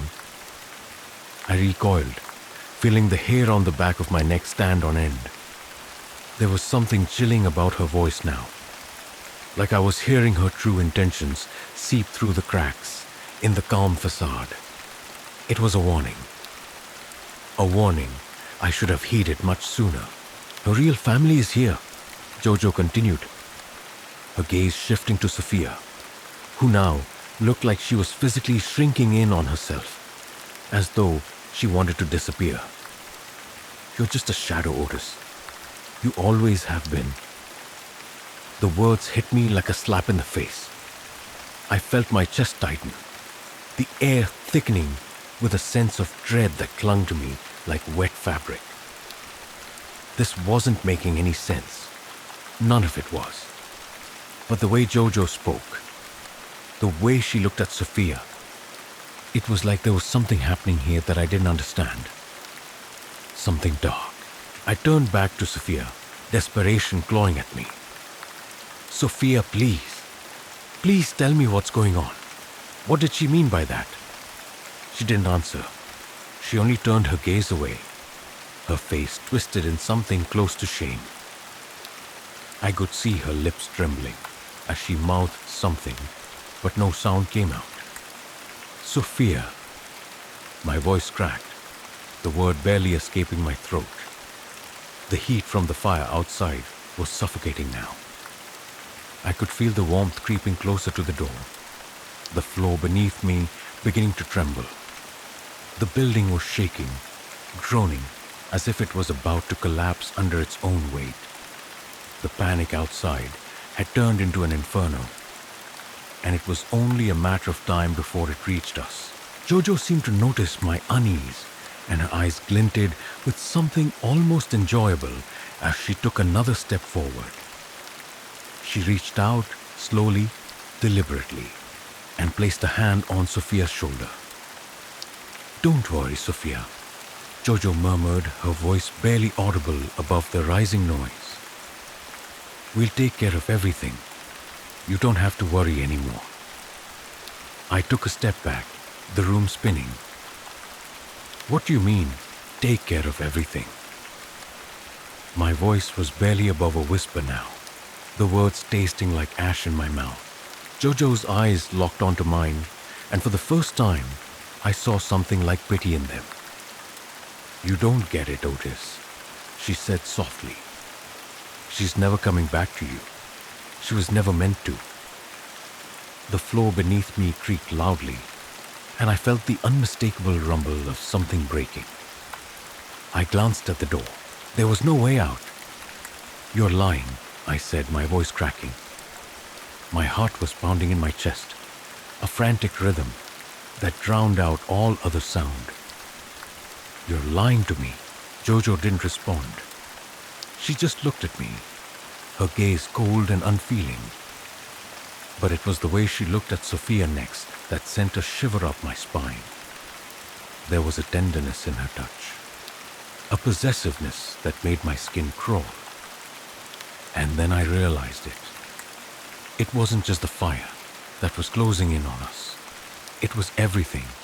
The walls, the people, the lies, the deceit. Sophia wasn't just lost. She had chosen to be here.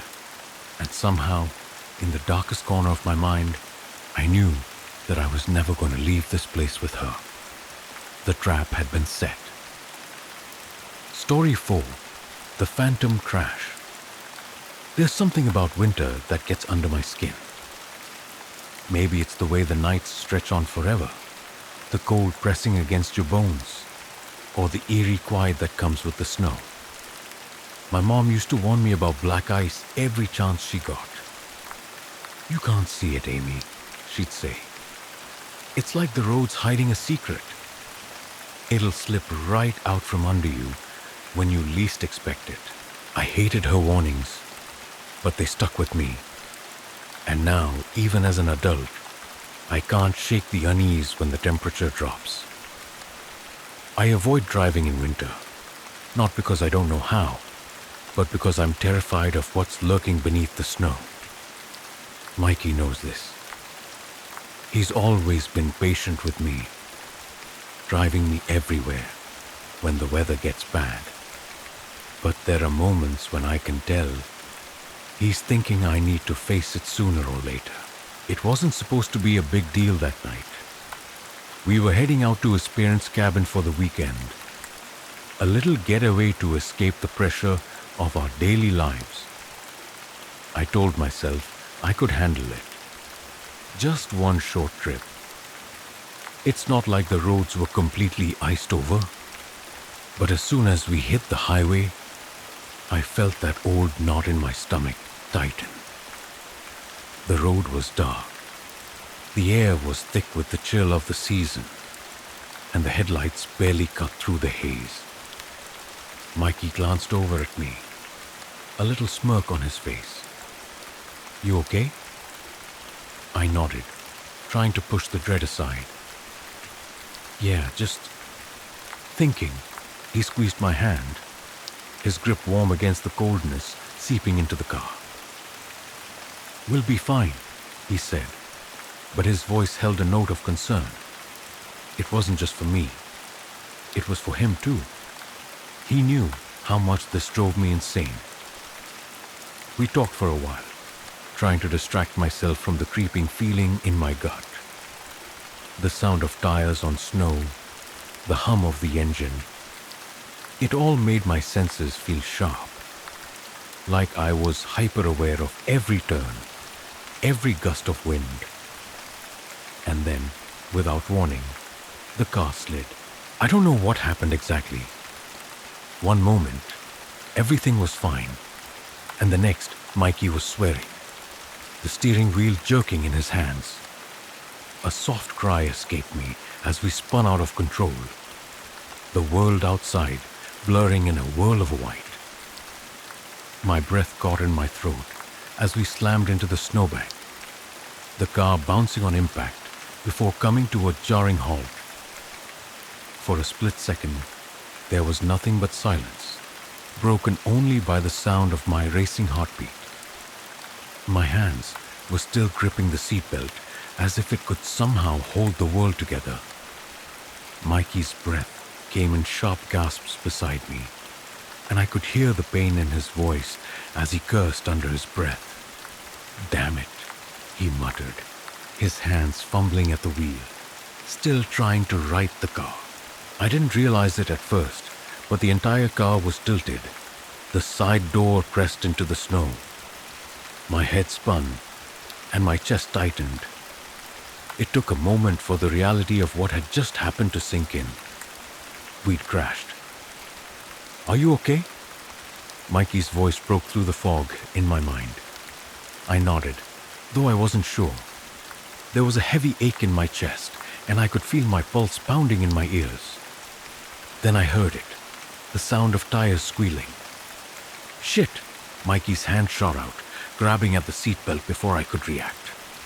His voice turned urgent. "Get out, now." I didn't understand at first. I turned toward him, but his eyes were wide, locked on something outside the window. Another vehicle was coming toward us. Fast, too fast. A truck, black and massive, was skidding across the ice, its headlights blinding in the dark. My heart skipped in my chest as I realized it was heading straight for us. I didn't think. I didn't even breathe. I just unbuckled myself and Mikey in a blur of frantic movement. The door was stuck, but I managed to pull it open enough for both of us to squeeze out.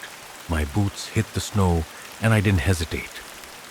"Come on," I yelled, my voice barely audible over the roaring engine of the truck, which was still careening toward us, as if it couldn't stop. Mikey was behind me, stumbling, but I didn't stop to check if he was okay. My feet moved on their own, slipping and sliding on the ice as I dragged him forward. We made it to the edge of the car just in time. The truck hit it with a violent crash, metal crumpling, glass shattering. The sound was deafening, like the world itself had exploded in front of us. I turned just as the fire started.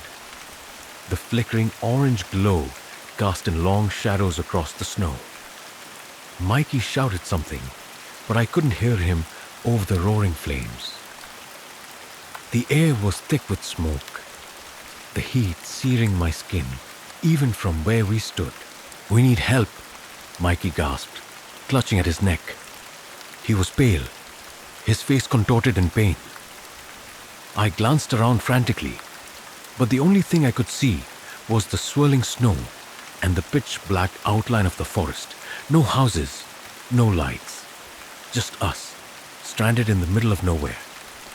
I grabbed Mikey's arm, trying to steady him. "We have to find somewhere, anything. A phone, a place to stay, anything." His phone had died in the crash, and mine had no signal.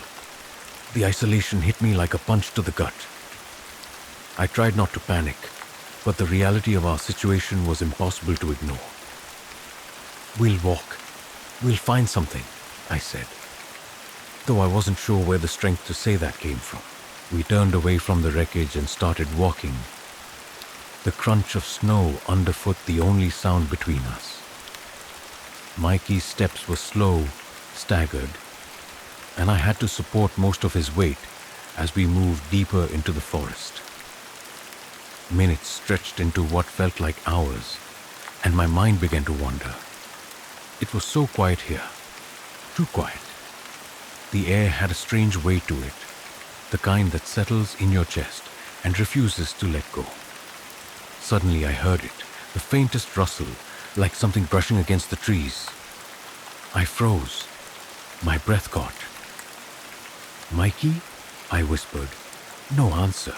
I turned, scanning the dark outlines of the trees, but there was nothing there, just shadows.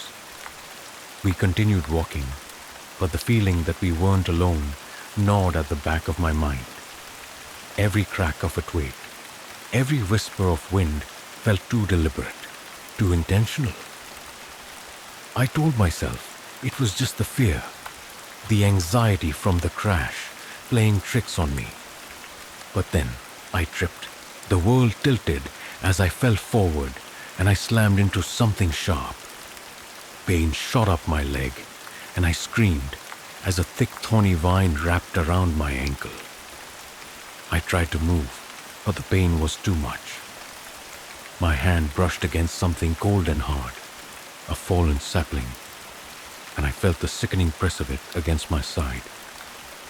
I couldn't breathe. I didn't know how long I lay there, struggling, trying to pull myself free. But everything was getting harder. The blood rushed in my ears, and the world seemed to dim.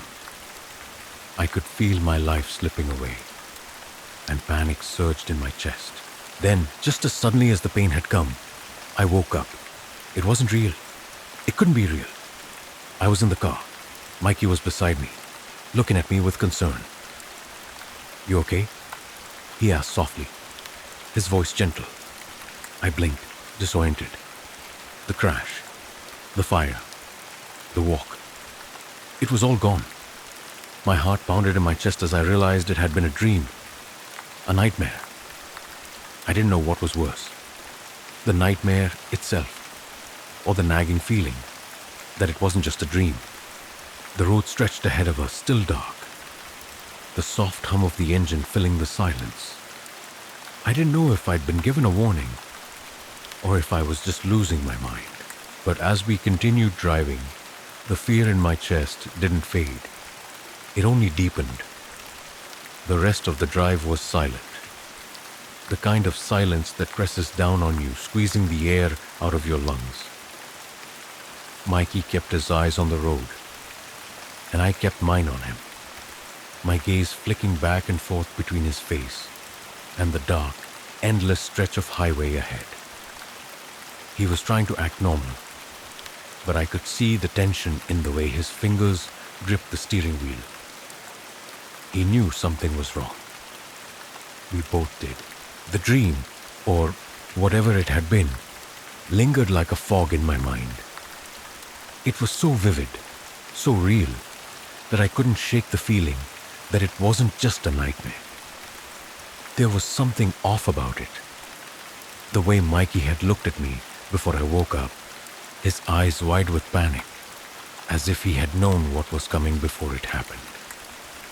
As if he had been there with me in that place, that dark forest where I felt the life drained from me. I rubbed my arms, the cold from the crash still hanging in my skin like a lingering chill, even though the car's heater was on full blast. My chest felt tight, and every breath came in shallow gasps. I couldn't tell if it was from the cold or the lingering fear that had wrapped itself around my ribs. "We should have been there by now," Mikey said, his voice breaking through the quiet. "What time is it?" I glanced at my phone. "It's 2:30. His eyes flickered to the rearview mirror. "I don't get it. There's no sign of the lodge. We should have passed it by now." I looked out the window, but all I saw was endless snow and trees. The dark forest seemed to stretch on forever, as if it was swallowing us whole. I had the unsettling sense that we were moving in circles, that the world around us was folding in on itself, trapping us in some kind of nightmare loop. The longer we drove, the more I felt the weight of the silence pressing down on me, thickening the air. My mind kept returning to that strange moment when I'd fallen into the thicket of thorns in my dream. The way the darkness had started to close in around me. The feeling of being watched. I tried to shake it off, focusing on the cold, steady rhythm of the tires on the road beneath us.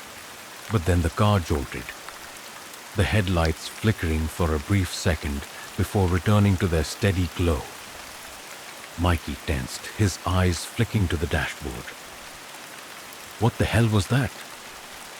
I hadn't felt the car dip or anything, but something in the air shifted, and I knew we weren't alone. A creeping sensation of unease crawled up my spine. I stared out the window, trying to peer through the thick darkness. But the trees loomed like silent sentinels, blocking any view of what lay ahead. "We need to pull over," I said, my voice barely above a whisper. I wasn't sure if it was the fear still lingering from the crash or something else, but I couldn't ignore the instinct clawing at me. Something wasn't right. Mikey didn't say anything for a moment, his jaw tight as he scanned the road. He didn't want to pull over. I could tell. The hesitation in his eyes told me that he felt it too. Something in the air felt wrong, but I wasn't going to ignore it. Finally, he sighed and slowed the car. "All right, I'll stop for a minute, just to make sure we're on the right track." He pulled off the road, the tires crunching over the snow as the car slid slightly. The engine sputtered for a moment before it settled into an uneasy hum. The silence was deafening. I unbuckled my seatbelt and opened the door, the cold air hitting me like a slap. I stood outside the car, wrapping my arms around myself to stave off the chill. The trees surrounded us like silent witnesses, their branches heavy with snow, the wind stirring the darkness into something that felt too alive. I glanced back at Mikey, who had his head resting on the steering wheel, his eyes closed. "Mikey?" I called, my voice trembling. He didn't respond. I took a step closer to the car, my breath visible in the air as I exhaled in a cloud. I reached for the door handle, but before I could open it, something caught my eye, a shape in the woods. At first, it was just a flicker, like a shadow moving between the trees. My heart skipped a beat and I froze, staring into the darkness. The shape wasn't human, not exactly. It was too tall, too still. A silhouette like a figure caught between the branches, watching us. I couldn't move. My feet were rooted to the snow, my eyes locked on the dark figure that remained hidden behind the trees. "Mikey," I whispered, my voice barely audible. "There's something out there." He didn't hear me. He was still slumped forward, his body still. Too still. My breath caught in my throat as the figure shifted again. This time, I saw its eyes, glowing, faintly, like the reflection of headlights in the distance. I spun on my heels and rushed back to the car. The door slammed shut behind me, and I tried to catch my breath, my heart pounding in my chest. Mikey stirred at the sound. "Amy, what's going on?" I grabbed his arm, shaking him. "We need to go now." He frowned, but before he could respond, there was a sound, distant but unmistakable. The hum of an engine. A truck, just like the one in my dream. I looked out the window again, my pulse racing. The headlights weren't far, moving steadily through the forest, but they weren't on the road. They were in the trees, weaving between the trunks like someone or something was driving off the path. "Mikey, we need to leave now," I nearly screamed. He didn't ask questions. He started the car, his hands trembling as he shifted into drive.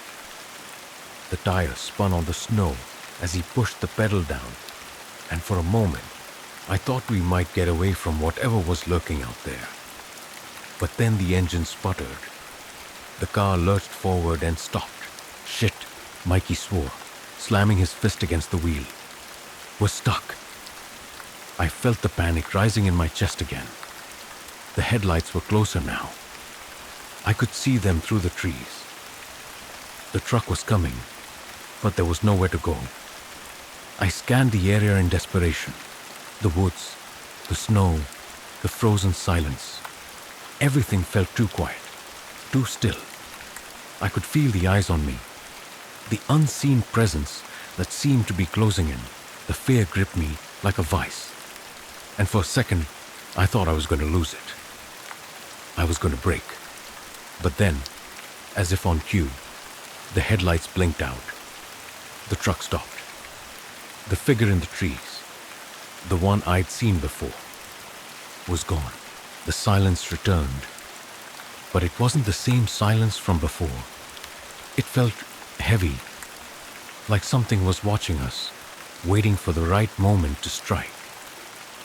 I turned to Mikey, my voice barely a whisper. "Mikey, we have to get out of here. Something's not right." His face was pale, his eyes wide with fear. "I know, Amy, I know, but I can't get us out of here. Not like this." I felt a chill run down my spine. My mind raced, the details of my dream rushing back to me in a blur. The crash, the walk, the feeling of being watched, the phantom truck in the trees. And then, something snapped in me. It wasn't just the crash. It wasn't just the woods or the truck. It was something bigger, something I had been ignoring, something I had been trying to deny. "We're not just lost," I said, the words tumbling out of me. "We're being watched." Mikey turned to me, his eyes wide. "What are you talking about?" I didn't know how to explain it. How could I? How could I make him understand that I wasn't just scared, that I was terrified? And then I heard it again. The hum. The low, steady hum of an engine. This time, I knew it wasn't a truck. It was something far worse. The hum was growing louder now, its steady drone crawling under my skin, vibrating through the bones of the car. I tried to ignore it, tried to focus on anything else, but it was impossible. The air felt thick, like the world had become too heavy, too still. Mikey's eyes flicked nervously between the rearview mirror and the dark stretch of road ahead. But there was no sign of anything. No truck, no headlights, just the black expanse of snow and trees. "Do you hear that?" I whispered, my voice shaking. Mikey didn't answer immediately. His knuckles were white on the steering wheel, and I could see him pressing his foot down harder on the accelerator, as if the car would somehow speed up through the sheer force of his will. "It's nothing, Amy. It's just the wind or something." But I could hear it. No, I could feel it. The hum was so constant now that it felt like it was coming from inside my head.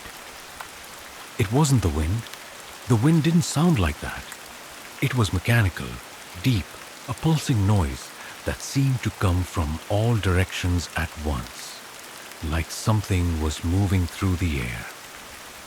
Something big, something unnatural. I turned to Mikey, my heart pounding in my chest. "We need to get out of here. We're not alone." He shot me a look, but I could see the fear creeping into his eyes. He didn't want to admit it, but he knew. We both knew that something was wrong, something more than just a broken car on a dark road. The quiet of the night had shifted. It was as if the very atmosphere was holding its breath, waiting for something to happen. The car jerked again, and this time I felt it. My body was pressed into the seat, the tension in the air rising as Mikey cursed under his breath. What the hell is going on? I glanced out the window, my gaze flitting between the trees. The darkness outside was so complete. It felt like we were driving through a tunnel made of shadows. But then something caught my eye. A flicker of movement, a shape just beyond the trees. For a moment it was barely visible, but my pulse quickened as I focused on it. A figure, tall and too still. It seemed to be watching us, just beyond the reach of the headlights, hidden in the blackness. "Mikey," I said again, more urgently this time. "Did you see that?" He didn't look. He was too busy trying to make the car work, his foot pumping the gas pedal in a frantic rhythm. "There's nothing out there, Amy. You're just freaking yourself out." But I wasn't freaking out. I was seeing something. And whatever it was, I didn't want to wait around to find out. The figure wasn't moving. It was like a statue, just standing there in the woods, watching us. My skin prickled with the sensation of being observed, and I couldn't tear my eyes away. Then, without warning, the hum shifted. It grew louder, sharper, like a low engine revving up to full throttle. I glanced around, desperate to find its source. But there was nothing. Just the deep, suffocating darkness pressing in on us from all sides. Something was closing in. I didn't know how I knew, but I could feel it. The hairs on the back of my neck stood on end, as if the very air had thickened, like something was pushing against us, making the space between us and the world outside feel smaller. "Stop the car," I said, my voice a little too high-pitched. "Just stop." Mikey finally glanced at me, his face pale, his jaw clenched. "What's going on with you? You're acting like..." But I didn't care about his words. I was already unbuckling my seatbelt, my fingers trembling with panic. I couldn't stay in the car. I couldn't sit there, trapped, waiting for whatever this was to happen. It felt wrong. All of it felt wrong. I opened the door and stepped out onto the snow. The cold immediately hit me, sharp and biting, but I barely noticed it. My mind was elsewhere, lost in the frantic pulse of adrenaline that seemed to be pumping through my veins. I could hear Mikey calling after me, but I ignored him. I started walking toward the tree line. My footsteps were muffled in the snow, but every step felt like it was echoing through the woods, breaking the silence that had settled around us. The hum was louder now, vibrating in the pit of my stomach, making me feel nauseous. It was coming from everywhere and nowhere at once, like an invisible force pressing in from all sides. I didn't know why I was walking toward the trees, why I was moving deeper into the darkness. It wasn't like I could outrun whatever was coming for us, but something inside me, something primal, was telling me to move, to get away from the car, to get away from Mikey, who was still calling my name from behind. I didn't stop. The trees seemed to bend in toward me as I moved farther into the forest, their branches reaching out like hands trying to pull me deeper into the night. The snow beneath my boots crunched with each step, but the further I went, the quieter it became. The air was thick with the hum, almost suffocating, and I could feel my breath becoming shallow. I stopped for a moment, trying to steady myself, but the sound, it was louder now, right behind me. As if something was breathing down my neck, I turned, half expecting to see Mikey behind me. But the road was empty, the car, the headlights, everything gone. It was just me and the trees now. The hum stopped. In its place, I heard something else. A sound, faint but distinct. Footsteps, slow, deliberate, crunching through the snow. But they weren't my own. I froze. The footsteps stopped too. I waited, my breath coming in short gasps, the cold air making my chest ache. My heart thudded in my ears, drowning out everything else. For a moment, everything was still. I stood there in the silence, feeling like the world was holding its breath. Then, the footsteps started again, this time closer. They were deliberate, measured. Someone, or something, was following me. My pulse spiked. My legs felt like they were turning to lead. I couldn't move. I wanted to run, but my body refused to obey. My mind was screaming at me to turn around, to look, to find out what was behind me. But I couldn't. Something deep inside me told me that if I turned, if I looked, it would be the last thing I ever did. The footsteps stopped again, just behind me. I could feel the presence now, a weight in the air, pressing down on me, forcing me to stay frozen in place. The silence was unbearable, thick and suffocating, and the hum was back, louder than ever. It wasn't just a sound anymore. It was a presence, alive in the air, wrapping around me like a coil, tightening and tightening. Then a voice. It wasn't Mikey's voice. It wasn't even a human voice. It was more of a whisper that carried with it the weight of 1,000 years, old and full of warnings. It was cold and sharp, slicing through the air like a blade. "You shouldn't have come here." I spun around, but there was nothing. No figure, no shape, no person standing in the dark. I was alone, but the voice remained, echoing in my mind, in my very bones. "You shouldn't have come here." The words repeated louder now, like a chant, like a warning that had been given to me long before I ever knew what it meant. And then, just as suddenly as it had started, everything went silent.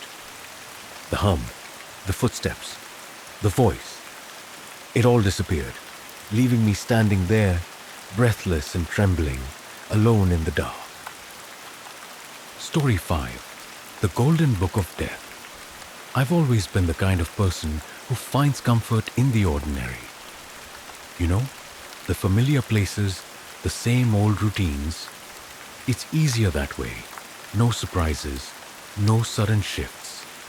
But that was before the library, before the book, before Ruth Gorman.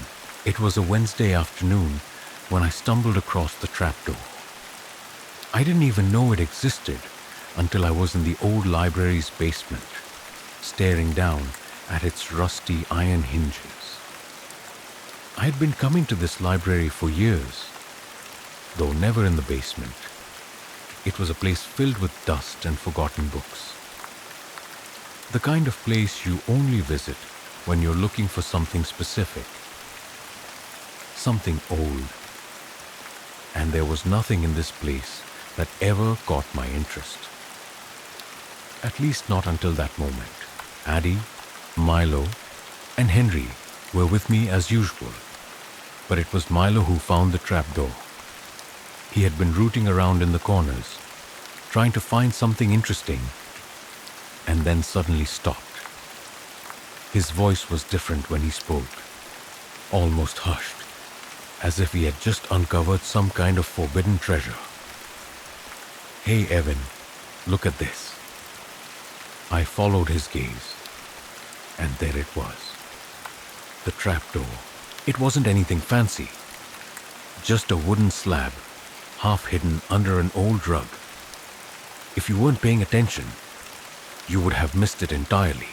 But Milo, being the curious one, had already pulled up the rug and was kneeling by the door, his fingers tracing the edges of the rusted iron. I could see the way his eyes gleamed. He was always the one who went looking for trouble. But this time, there was something else there. Something unspoken between us. "Should we open it?" Addie asked, her voice uncertain. Addie was the cautious one.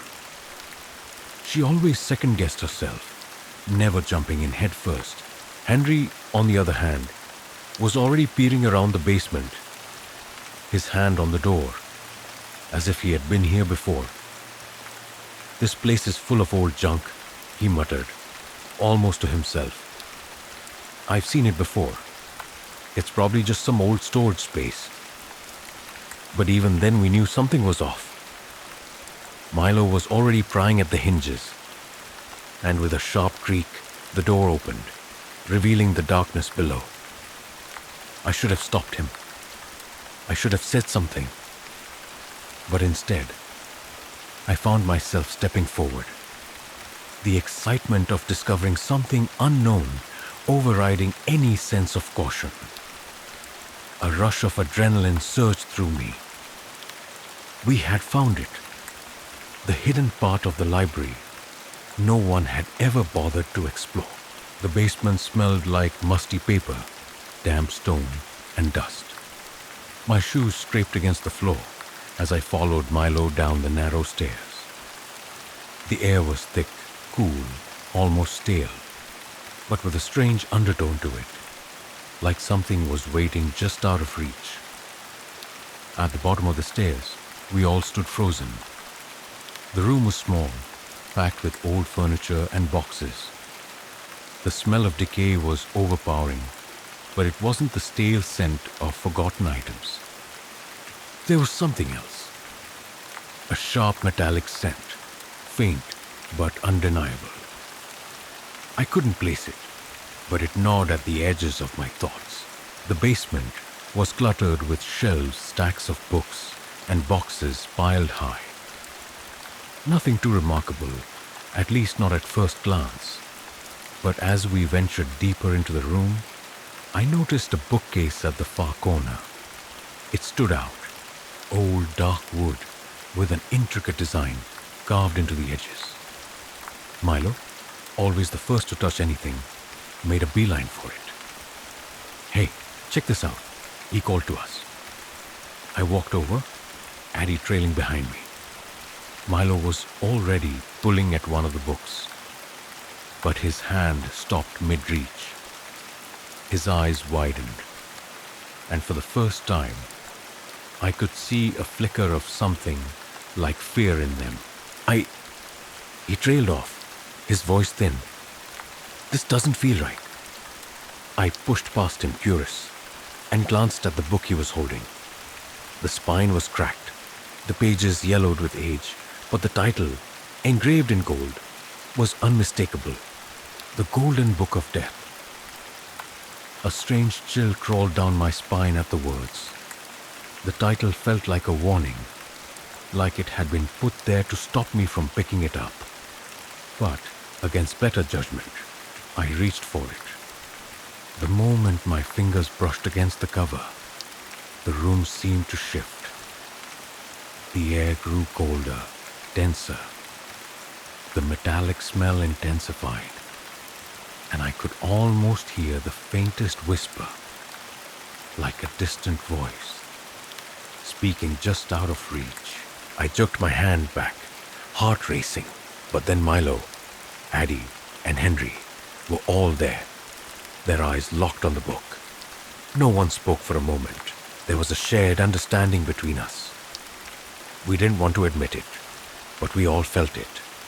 The sense that this was something important, something dangerous. Take it, Milo said, almost in a daze. His eyes were wide, pupils dilated, as though something inside him had been awakened. Take it. We have to know what it is. I didn't want to take it. I didn't want to be the one to make the decision, but the others were already waiting. Henry's voice was softer now, almost coaxing. Maybe it's just an old book. Nothing to worry about. But there was a weight to the silence in the room that pressed down on us all. We didn't say anything, but I could see it in their eyes. We all knew something had shifted. I grabbed the book, the weight of it strange in my hands. It felt heavier than it should have, as though it had been waiting for me. I opened it carefully, and as I flipped through the yellowed pages, I realized something unsettling. The pages were blank, completely empty. There were no words, no ink, nothing until the last page. A name appeared in bold red ink, Ruth Gorman. I felt a strange shiver crawl up my spine. I stared at the name, my mind racing, but before I could say anything, Milo spoke. "Who is Ruth Gorman?" he asked, his voice strangely distant. I didn't know. None of us did. But something about the name felt wrong. Later that day, the news came.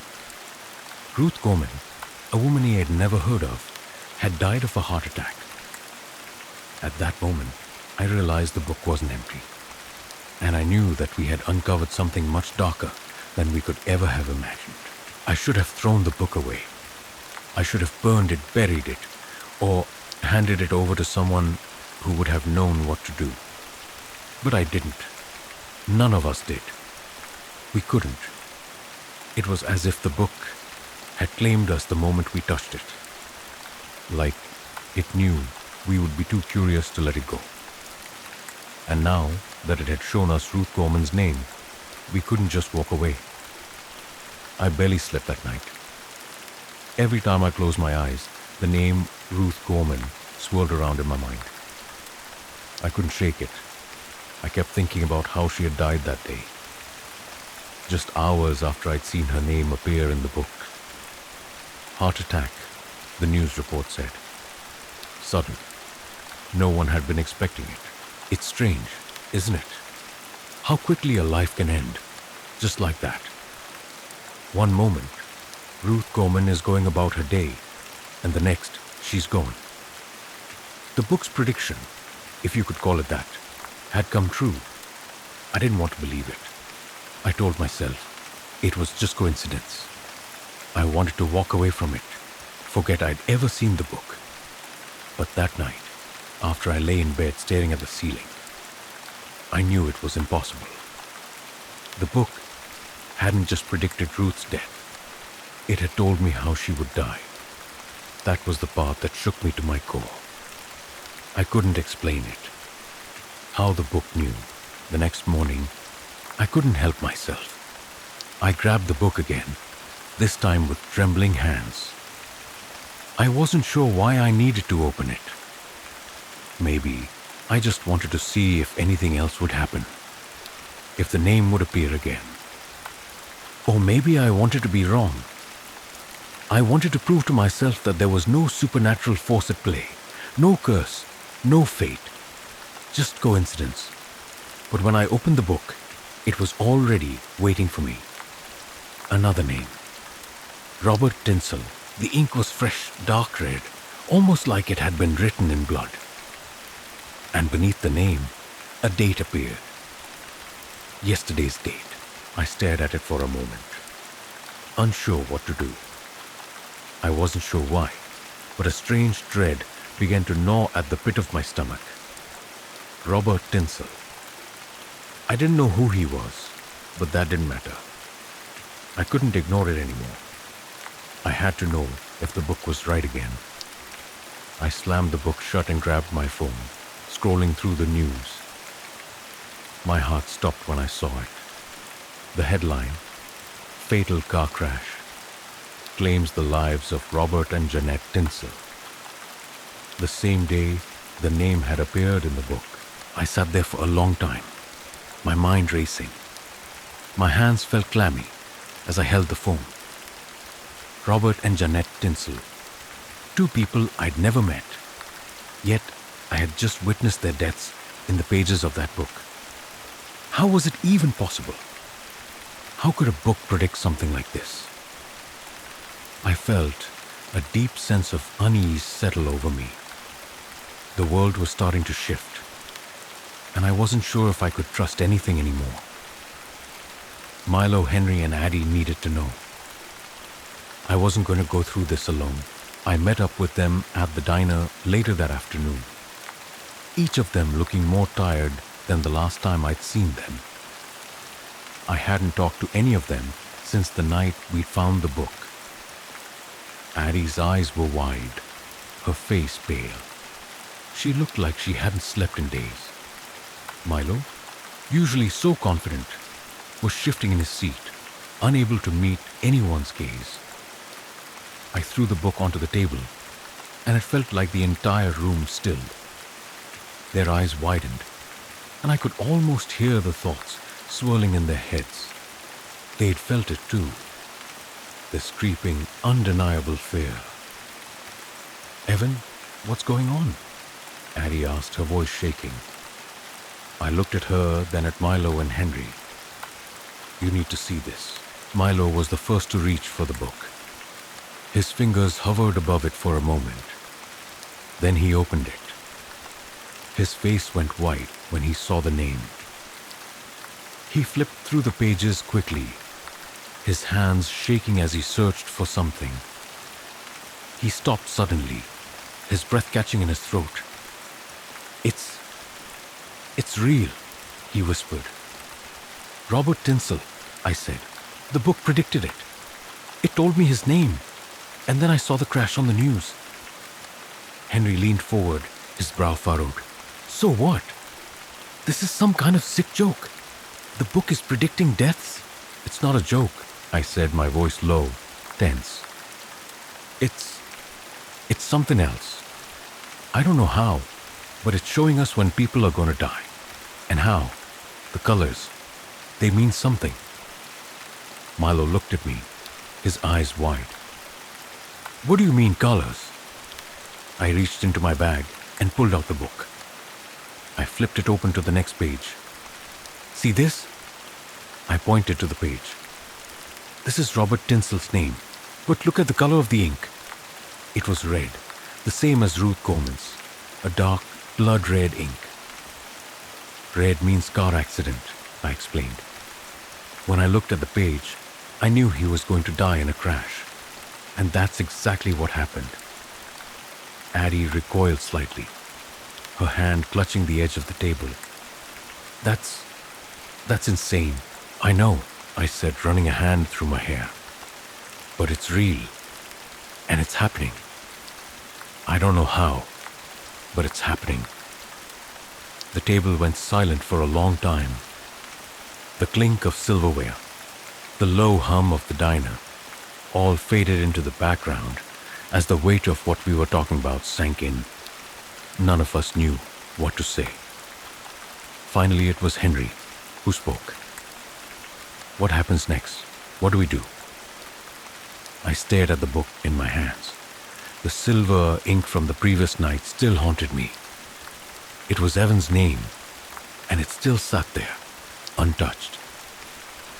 I hadn't told them about the silver ink yet, but now I knew I had to. Last night, I said, my voice trembling, I saw something else in the book. What? Addie's voice was barely a whisper. My name, I said. It appeared, in silver ink. There was a moment of stunned silence before Milo spoke again, his voice thin. What does silver mean? I don't know, I said, swallowing hard. But I'm not ready to find out. The others stared at me, as if waiting for me to explain further. But I didn't have an answer. I didn't know what the silver ink meant, but I could feel the danger it brought with it. Something was coming. Something I couldn't escape. And the book was the only thing that held the key. As we sat there, the fear and uncertainty lingering in the air, I couldn't shake the feeling that we were being watched. I wasn't sure by what, whether it was the book or something else. But something was lurking, waiting. I wasn't ready to find out what that something was. The days that followed were a blur, each one dragging on as if the world itself had decided to slow down. After I'd shared what had happened to Robert Tinsel, there was no denying it. We were trapped in something far beyond our understanding. Milo, Addie, and Henry insisted we should get rid of the book, but I couldn't bring myself to do it. It felt like a strange kind of tether had wrapped around my soul, binding me to it. Maybe it was fear, maybe curiosity, but I couldn't tear myself away. We met up again the following week, each of us worn down by the events of the past few days. Milo had been on edge, barely able to sleep, constantly checking the news for the next disaster. Henry was quieter than usual, his eyes flicking to the book every time it was placed on the table. Addie, on the other hand, had grown more withdrawn, her usually bright demeanor dimmed by the weight of the mystery we'd stumbled upon. We gathered at our usual place, a rundown coffee shop that barely managed to keep its lights on. The air inside was thick with the smell of stale coffee and old wood, the floor creaking beneath our feet as we sat in a corner booth. The tension between us was palpable, a quiet hum of anxiety hanging in the air. I can't do this anymore. Milo finally spoke, his voice low and strained. We're playing with something we don't understand. It's dangerous. I could see the fear in his eyes. The fear I'd seen in myself ever since that first night the book had shown us Ruth Gorman's name. But I couldn't walk away, not when I felt so drawn to it. Something about it pulled at me, like a whisper in the dark, beckoning me closer to the truth. What do you think will happen if we just leave it? I asked, my voice surprisingly steady, despite the storm of thoughts swirling in my head. What if the book chooses us? What if it already knows who we are? I don't think we have a choice anymore. Addie shook her head, her face pale. But it's like we're cursed. Every time we look at it, something happens. We saw Ruth die, then Robert and Jeanette. And now the silver ink. Her voice trembled, and she looked down at the table, unable to meet my gaze. I don't want to be next. I felt a chill run down my spine. None of us could shake the feeling that we were waiting for something. waiting for the next name to appear, waiting for whatever horrifying twist would come next. The book had already shown us so much, but there was so much more to come. I could feel it, a tightening sensation in my chest, like a countdown to something we couldn't escape. I reached into my bag and pulled the book out, my fingers brushing over its worn leather cover. It had become an obsession, something I couldn't ignore. Even though every part of me screamed to throw it away, to run from it, I couldn't. I opened it carefully, as though it might somehow sense my hesitation. The pages crackled under my fingers, and I felt an almost electric charge in the air around me. I flipped through the pages, searching for something, anything, that would give me some sort of clue as to what was happening. But the pages were empty, each one smooth and unmarked, until I reached the last one. Carol Chandler. The name stood out starkly against the otherwise blank page, written in silver ink, just like mine had been. I froze, my heart pounding in my chest. The same silver ink, the same cold, unnatural feeling that had gripped me when I first saw my own name appear. I could hear my breath shallow as I stared at the page, the words on the page dancing in my vision. Carol Chandler, I repeated, the name feeling foreign on my tongue. I hadn't heard of her, but the name felt familiar in a way I couldn't explain. I wasn't sure if I'd seen it before, or if it was something the book had conjured up from nowhere. But it was there now, and I couldn't ignore it. I couldn't deny it. "Who is she?" Henry asked, his voice tight. He was leaning in, trying to get a closer look at the page, his eyes narrowing in suspicion. "I don't know," I whispered, my voice barely audible. "But the silver ink, it's the same as mine, and I'm still alive." I paused, swallowing hard. "But I don't know for how long." The air in the coffee shop grew heavier, pressing down on us like a weight. Milo was staring at the page, his face contorted in worry. "It's all connected. It has to be." I didn't know why, but I couldn't bring myself to turn the page. Something about Carol Chandler's name seemed different. There was a finality to it, something darker than what we'd seen with the others. The other names had been easy to dismiss, at least at first. Accidents, natural deaths. But this felt like a warning. "I need to find her," I said suddenly, the words escaping before I could stop them. "What?" Addie looked at me like I'd lost my mind. "Evan, what are you talking about? You can't go looking for her. You don't even know who she is." "I have to," I said, my voice growing more insistent. "The book showed me her name for a reason. Maybe it's telling me something. Maybe I can stop it before it happens. Maybe—" "You're not thinking clearly," Milo interrupted, his hand coming down on the table with a sharp slap. "You can't stop it. You can't change what the book says. If it says she's going to die, then she will." I turned to face him, anger flashing through me. "What do you want me to do?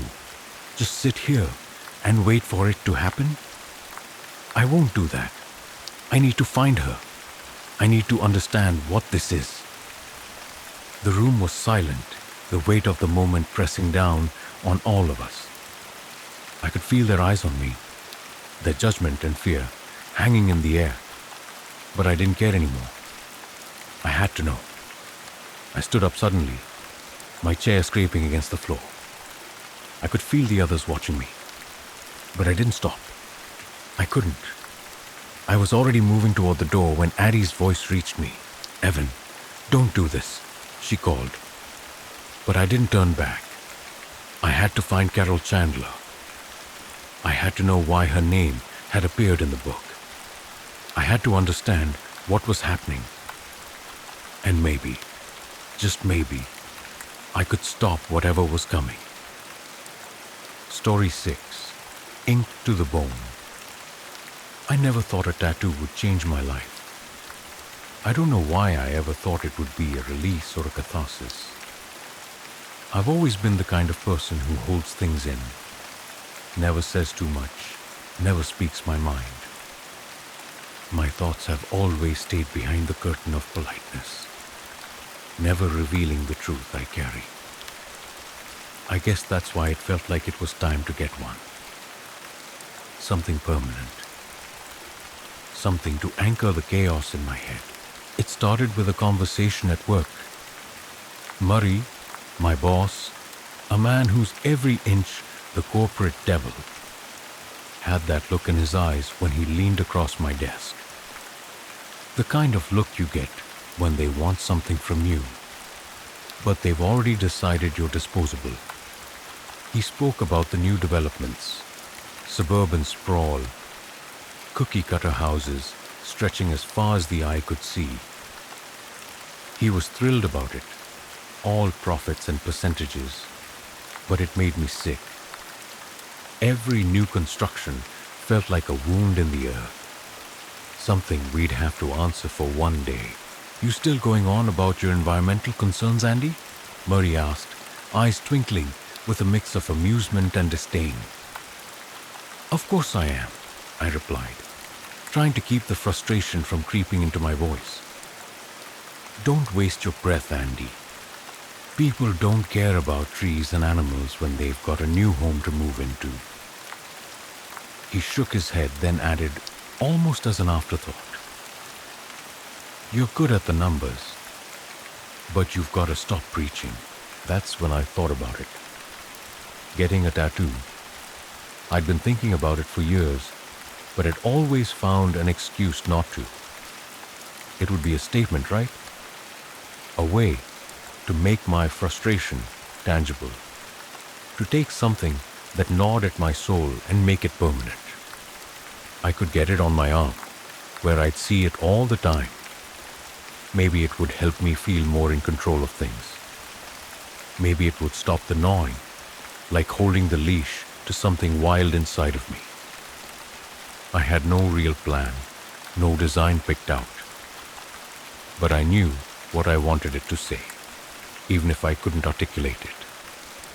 Something bold, dark, permanent, like the way my thoughts had begun to feel. Scrambled, messy, consuming.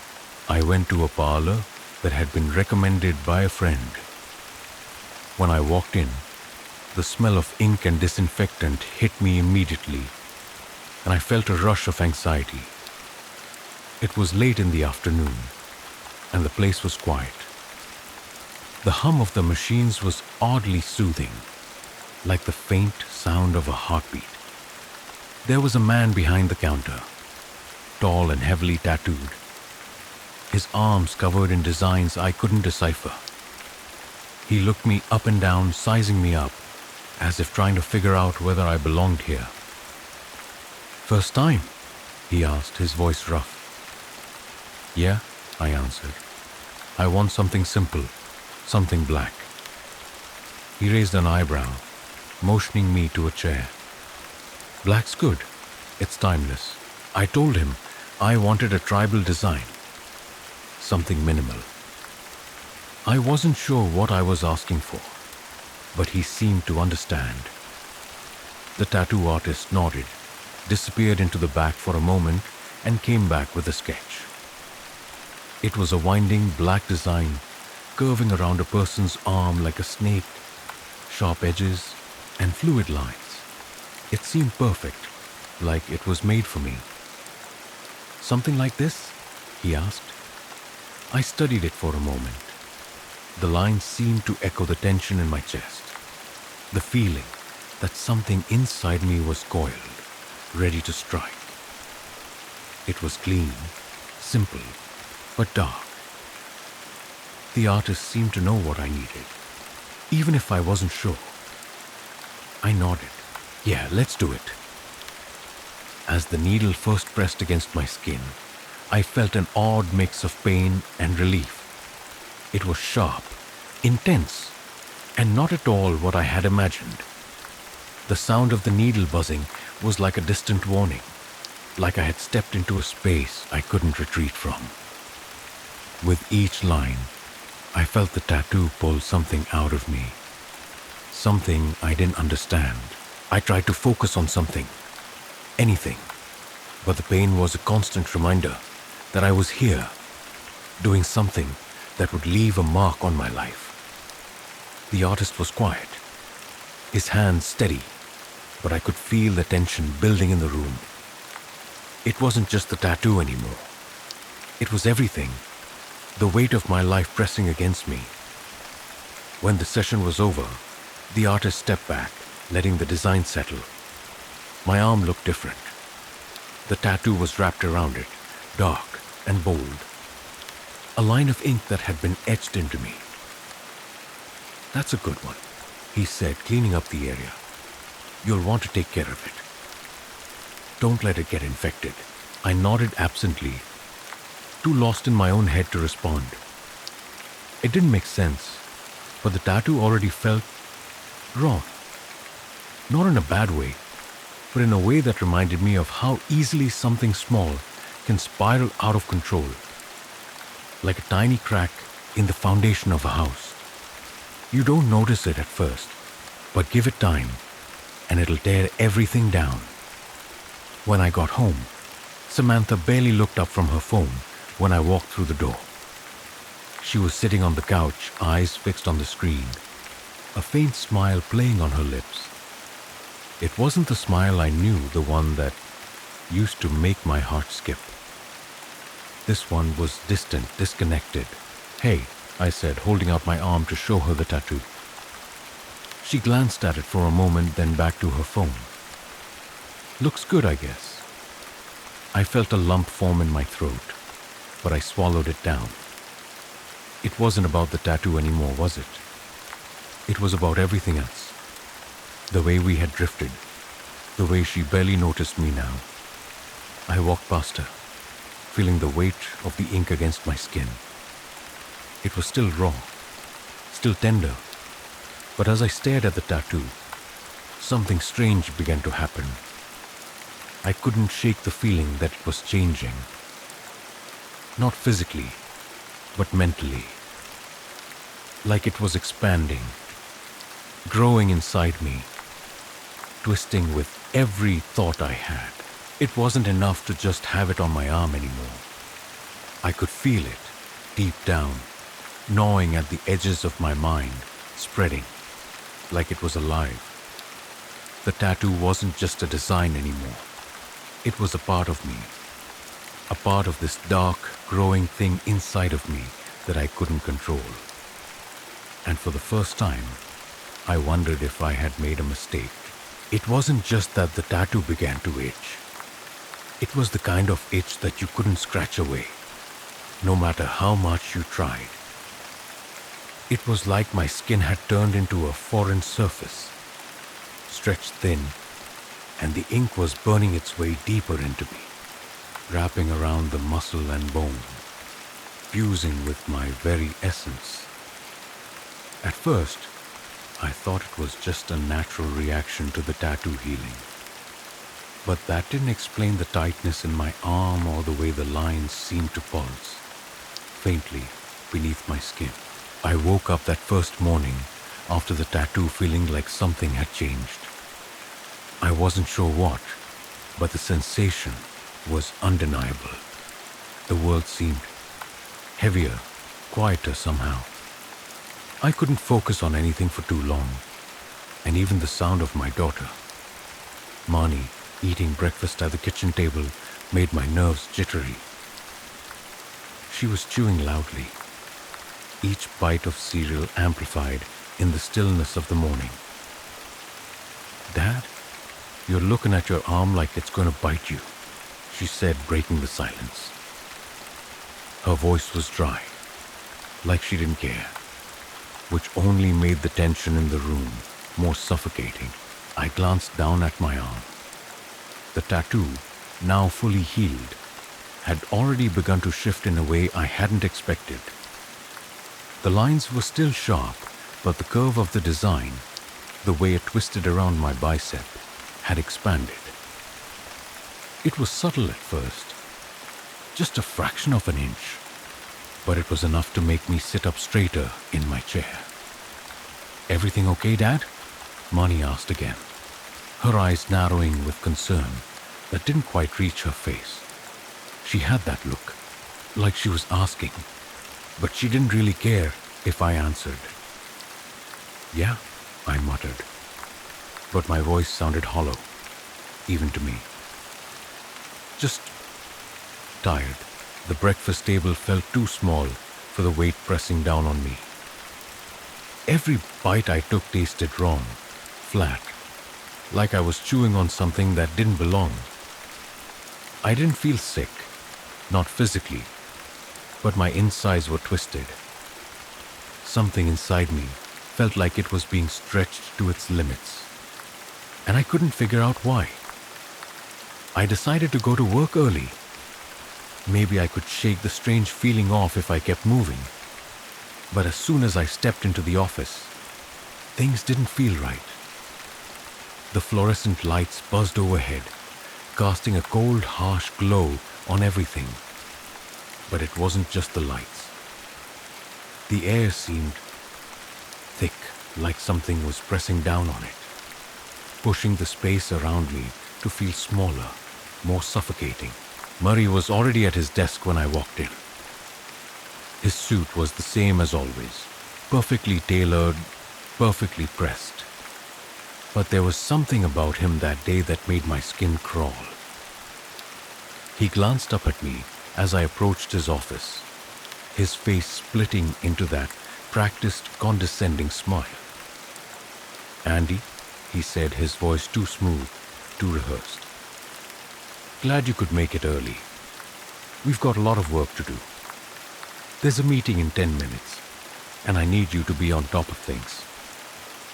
I nodded, but the words didn't seem to register in my brain. My eyes drifted to the back of the room, and I couldn't shake the image of the tattoo again, wrapping around me. The lines were still there, but now they seemed to throb. I had to leave. I couldn't focus. I had to get out. "Something wrong, Andy?" Murray's voice sliced through the air sharp as a blade. "You look like you've seen a ghost." I froze, but I couldn't answer. The room was spinning, the walls closing in on me. I felt like I couldn't breathe. I was choking on the tension in the air. My legs moved, almost involuntarily, and I stumbled out of the office without another word. Once outside, I leaned against the building, gasping for breath. I didn't understand what was happening. Why was I feeling this way? I ran a hand over my arm, feeling the tattoo again. It wasn't just there. It was alive. I could feel the ink, the design, like it was moving beneath my skin, spreading further, creeping in ways I couldn't explain. The next few days were a blur. I tried to ignore the constant discomfort, the creeping sensation that my tattoo was slowly consuming me. At home, Samantha was distant, her attention focused entirely on her phone, on whatever distraction she'd found that kept her from looking at me. I don't know why I kept trying to talk to her. I wanted to tell her everything, wanted to show her how the tattoo was changing. But every time I tried, her eyes glazed over, like she didn't care. Then one evening, it happened. I was in the bathroom, staring at my reflection, when I noticed something I hadn't seen before. The tattoo, which had once wrapped around my upper arm, had extended. It was creeping down toward my forearm now, slowly, without warning, like it was pulling the skin along with it. The lines were darker, deeper, as if they had taken on a life of their own. They were stretching out in a jagged, irregular pattern, moving further across my body. My breath caught in my throat as I watched the ink shift and stretch, slithering down my arm like a living thing. I felt my heart thumping in my chest as I ran a finger over the fresh lines. The skin felt tender, raw, but it was also wrong. The tattoo had begun to warp, the sharp edges blurring into something more chaotic, more violent. It wasn't a simple design anymore. It was alive, pulsating beneath my skin. I could feel it in my bones, and it seemed to grow stronger every time I thought about it. I hadn't asked for this. This wasn't what I had imagined when I first sat in the tattoo parlor. I wanted something small, something contained. But now, the ink was taking over me. It was no longer a symbol of rebellion. It was a symbol of something else, something darker. Later that night, I sat in the living room, staring at the TV, though I couldn't focus on anything. The room felt so quiet, like it was pressing in on me, suffocating me with its stillness. I glanced over at Samantha, who was as usual absorbed in her phone. I wanted to say something, to explain how I was feeling, but the words stuck in my throat. I felt disconnected from everything, like I was losing control of the world around me. Mani passed through the room on her way to bed. She stopped in front of me for a second, her eyes lingering on my arm. Her gaze was colder now, sharper. "Dad," she said quietly, her voice tinged with something I couldn't place. "What's happening to you?" I didn't have an answer. "Nothing," I said, trying to smile, but it felt hollow. "I'm just tired." She looked at me for a moment longer, then turned and walked away, the sound of her footsteps echoing down the hallway. I couldn't shake the feeling that she saw something in me that I couldn't even admit to myself. That night, as I lay in bed, I could feel the tattoo. The weight of it pressed against my chest, not just on my arm, but inside of me, like it was taking root, spreading across my mind. Every time I closed my eyes, I saw the dark, twisting lines of ink, wrapping tighter and tighter around me. The tattoo wasn't just a design anymore. It was a curse, and I couldn't escape it. The next few days felt like they were slipping through my fingers, like sand in the wind, blowing away before I could even catch a single grain. But it wasn't just the days that were slipping away. It was me. I didn't even recognize the person in the mirror anymore. Each morning, when I woke up, I felt like I was walking through a fog. The tattoo had spread further down my arm, creeping across my chest now. It was subtle at first. Just a small twist around my ribs, an expansion of those jagged black lines that I had so carelessly chosen. I couldn't shake the feeling that it wasn't just growing. It was wrapping itself around me. The weird thing was, no one noticed. At least, no one said anything. Samantha barely even looked at me anymore. I wasn't sure if that was a relief or a curse. She'd spend hours on her phone, half-heartedly glancing at me, like she couldn't remember the last time she truly looked at me. She didn't notice the tattoo. Maybe she didn't want to. It was a Wednesday when the itch came back, stronger this time. But it wasn't just on my arm. The feeling was spreading all over my body. And it was wrong. The tattoo's lines weren't just sharp anymore. They were swelling, like they were alive beneath my skin, digging into me from the inside out. Every breath I took felt too tight, too constricted, like my lungs couldn't fully expand. I tried to ignore it, pushing the discomfort aside. I told myself it was just my imagination. But the itch, that relentless pulsing sensation, kept coming back. And this time, it didn't just stop at my arm. It spread across my torso, down my side, up my neck. Everywhere it touched, it felt like something was burrowing under my skin, wrapping itself around my bones, twisting tighter and tighter. I had to keep moving. I had to get out of the house. I went to work, but the feeling of being watched was getting harder to shake. It was like someone was always behind me, always lurking just out of sight. The usual hum of the office seemed off that day, colder. The sterile environment that had once felt so mundane now seemed suffocating. The fluorescent lights flickered overhead, and the air felt thick, almost dense. I kept my eyes down, not wanting to meet anyone's gaze. When I got to my desk, I noticed that Murray was already in the office. His eyes locked on me with an intensity that made my skin crawl. He didn't greet me, didn't even nod. He just stood there, arms crossed, staring at me like I was something to be examined. "You're late," he said, his voice harsh and grating. I swallowed hard.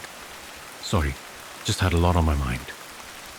"Yeah, I can tell," Murray said, a small smug smile creeping across his face. "I noticed the tattoo. You're really trying to make a statement, huh?" I froze. My eyes darted down to my arm. How had he noticed? It wasn't like the tattoo had changed in front of him. I hadn't shown it to anyone. His smile deepened, like he could sense my discomfort, and I hated him for it. "Don't think you can just walk around here with that," Murray continued, his tone low, almost mocking. "People notice these things. It's distracting. I don't want you drawing attention to yourself." He said it like he was doing me a favor, but the words made my insides churn. I nodded, trying to force the smile back onto my face, but my heart wasn't in it. I didn't know what was happening anymore. Every word Murray said made me feel more like a prisoner in my own life. I didn't even want to be at work. I didn't want to be anywhere. I left his office without saying another word, the tension in my chest growing heavier with each step. I needed air. Stepping outside, I walked into the parking lot, desperate for some sense of release.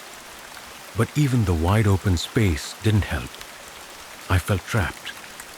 The tattoo, the ink creeping over my skin, was consuming me. I closed my eyes, willing myself to calm down. But when I opened them again, something caught my eye. A movement at the edge of the parking lot. My pulse quickened as I saw someone standing by the edge of the building, just outside the shadows. The person didn't move, didn't blink. It was a woman. I didn't recognize her, but something about her made my blood run cold. She wasn't looking at me, but I felt her watching me. There was something unsettling in the way her eyes seemed fixed on my arm, on the tattoo. "Hey," I called out, my voice cracking. "Can I help you?" She didn't respond. She just stood there, staring. My heart raced, and my legs began to move on their own, pulling me toward her. But before I could get any closer, she turned and disappeared into the shadows of the building. I stood there, frozen. What the hell had just happened? A cold sweat broke out across my body, and my fingers trembled as I reached for my phone. I opened it, checking the time. It was already nearly noon. I hadn't even realized how much time had passed. It was like my mind was slipping away from me, drifting in and out of reality. I couldn't stay there. I needed to go home. When I got back to the house, I barely recognized it. Everything felt wrong. The air inside was thick, suffocating. I couldn't breathe.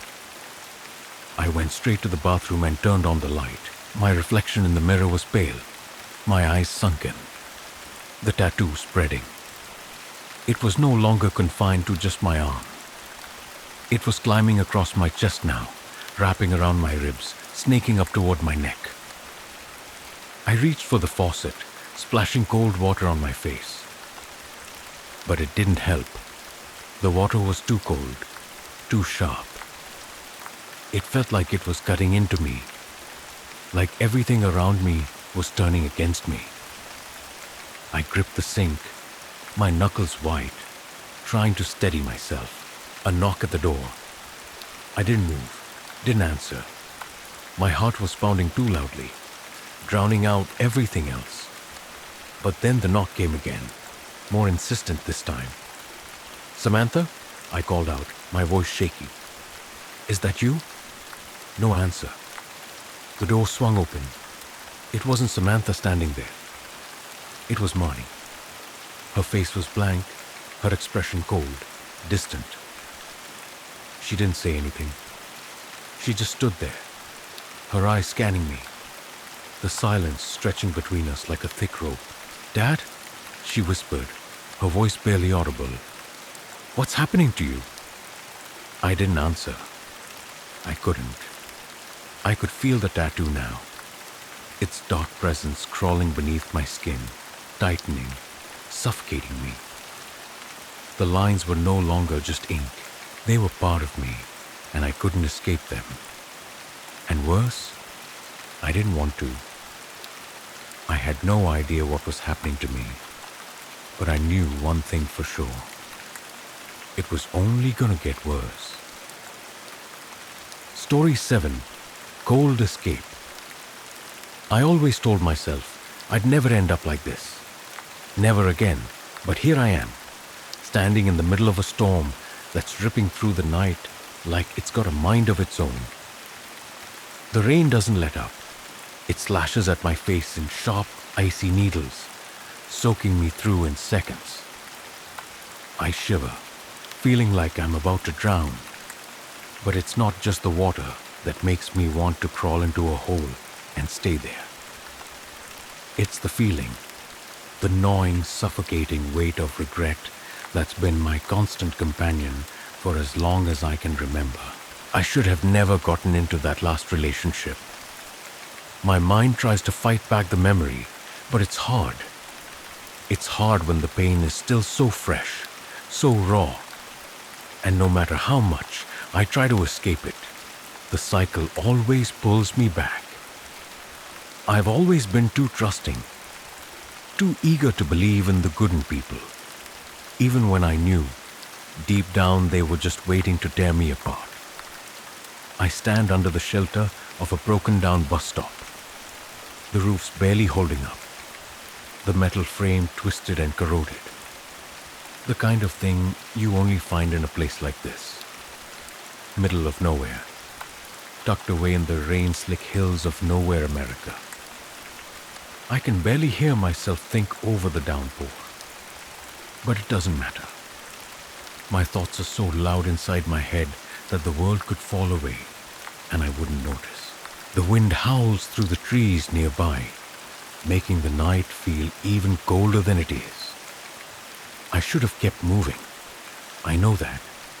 The bus is hours away, and there's no way I'm staying here, soaked and shivering, waiting for something that might not even show up. I don't know why I stopped in the first place. Maybe I wanted to feel the rain. Maybe I thought the storm could wash away the mistakes, even if just for a moment.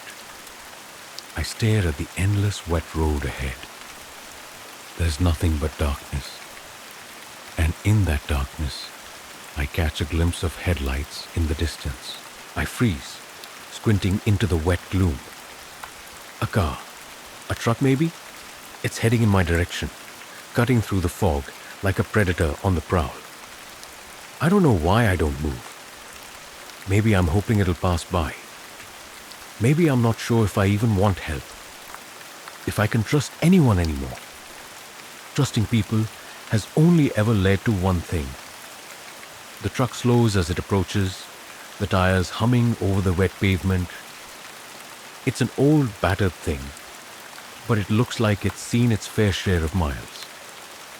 The engine rumbles, drowning out the sound of the storm for a moment, and as it gets closer, the driver's side window rolls down. Need a ride? The voice is gravelly, but not unfriendly.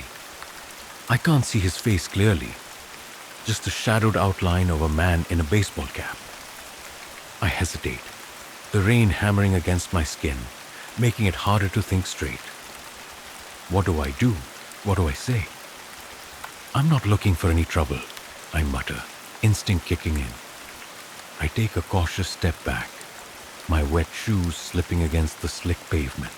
The man chuckles, and it's not a warm sound.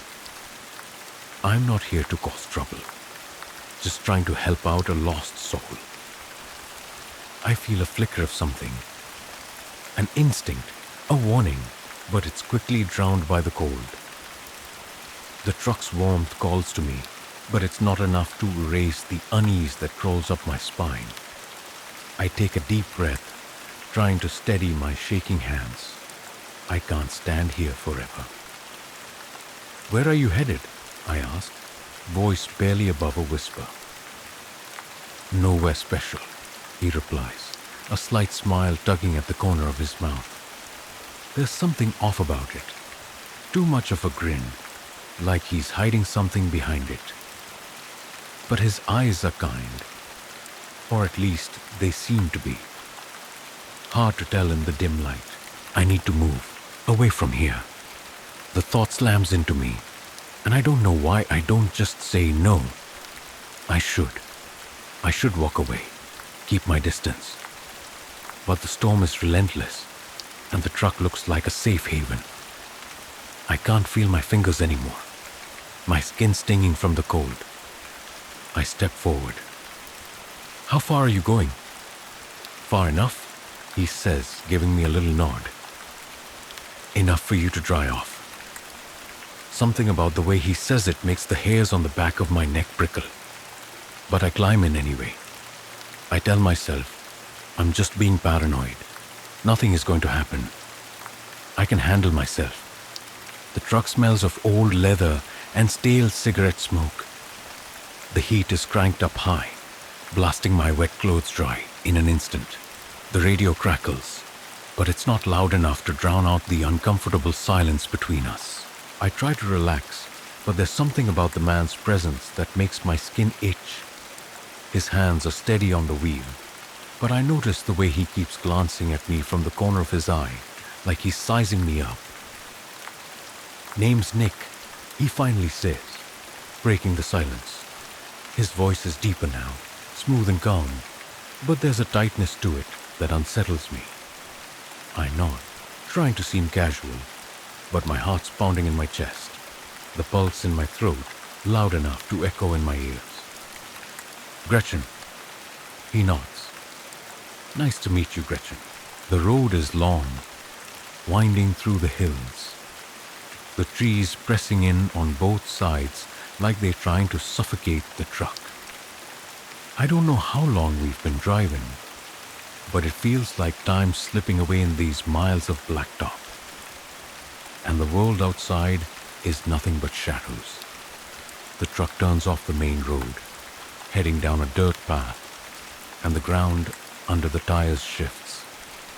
The sudden bumping motion throws me off balance, and I grip the seat to steady myself. Where are we going? I ask, though the question feels dumb the second I say it. Nick smiles again, but this time there's a sharp edge to it. Something that doesn't match the rest of his calm demeanor. You'll see, I feel it then. The first cold flicker of dread crawling up my spine, spreading across my skin like ice. This isn't right. None of it is. The truck rumbles over the uneven dirt road, the tires grinding against loose gravel as the trees close in tighter around us. The sound of the storm is muffled now, as if the world outside has disappeared entirely. I try to focus on the road ahead, the flickering headlights illuminating dark shapes that move too quickly for me to make out. My mind keeps drifting back to the odd, unsettling silence between Nick and me. The way he keeps his hands tight on the wheel, his eyes flicking back at me just enough to make my skin crawl. I can't remember the last time I felt this uncomfortable in my own skin. Maybe it's the isolation of the road. Or maybe it's the fact that this man seems to be hiding something. Something I can't quite put my finger on. The air in the truck feels thick now, oppressive, as if it's closing in around me, making it harder to breathe.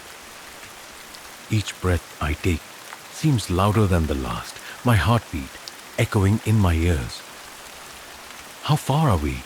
I ask, forcing my voice to sound casual, even though I can feel my throat tightening. Not far, Nick replies, his voice still smooth, but with that edge of something dark underneath.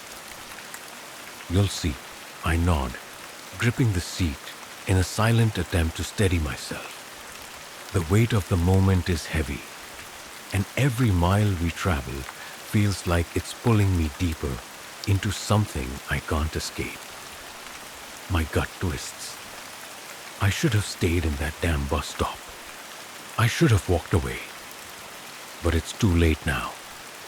The truck finally crests a hill, and the dense forest gives way to a clearing. There's a house, more of a cabin really, sitting at the edge of the woods. It's a dark, hulking shape against the night sky, and something about it feels wrong.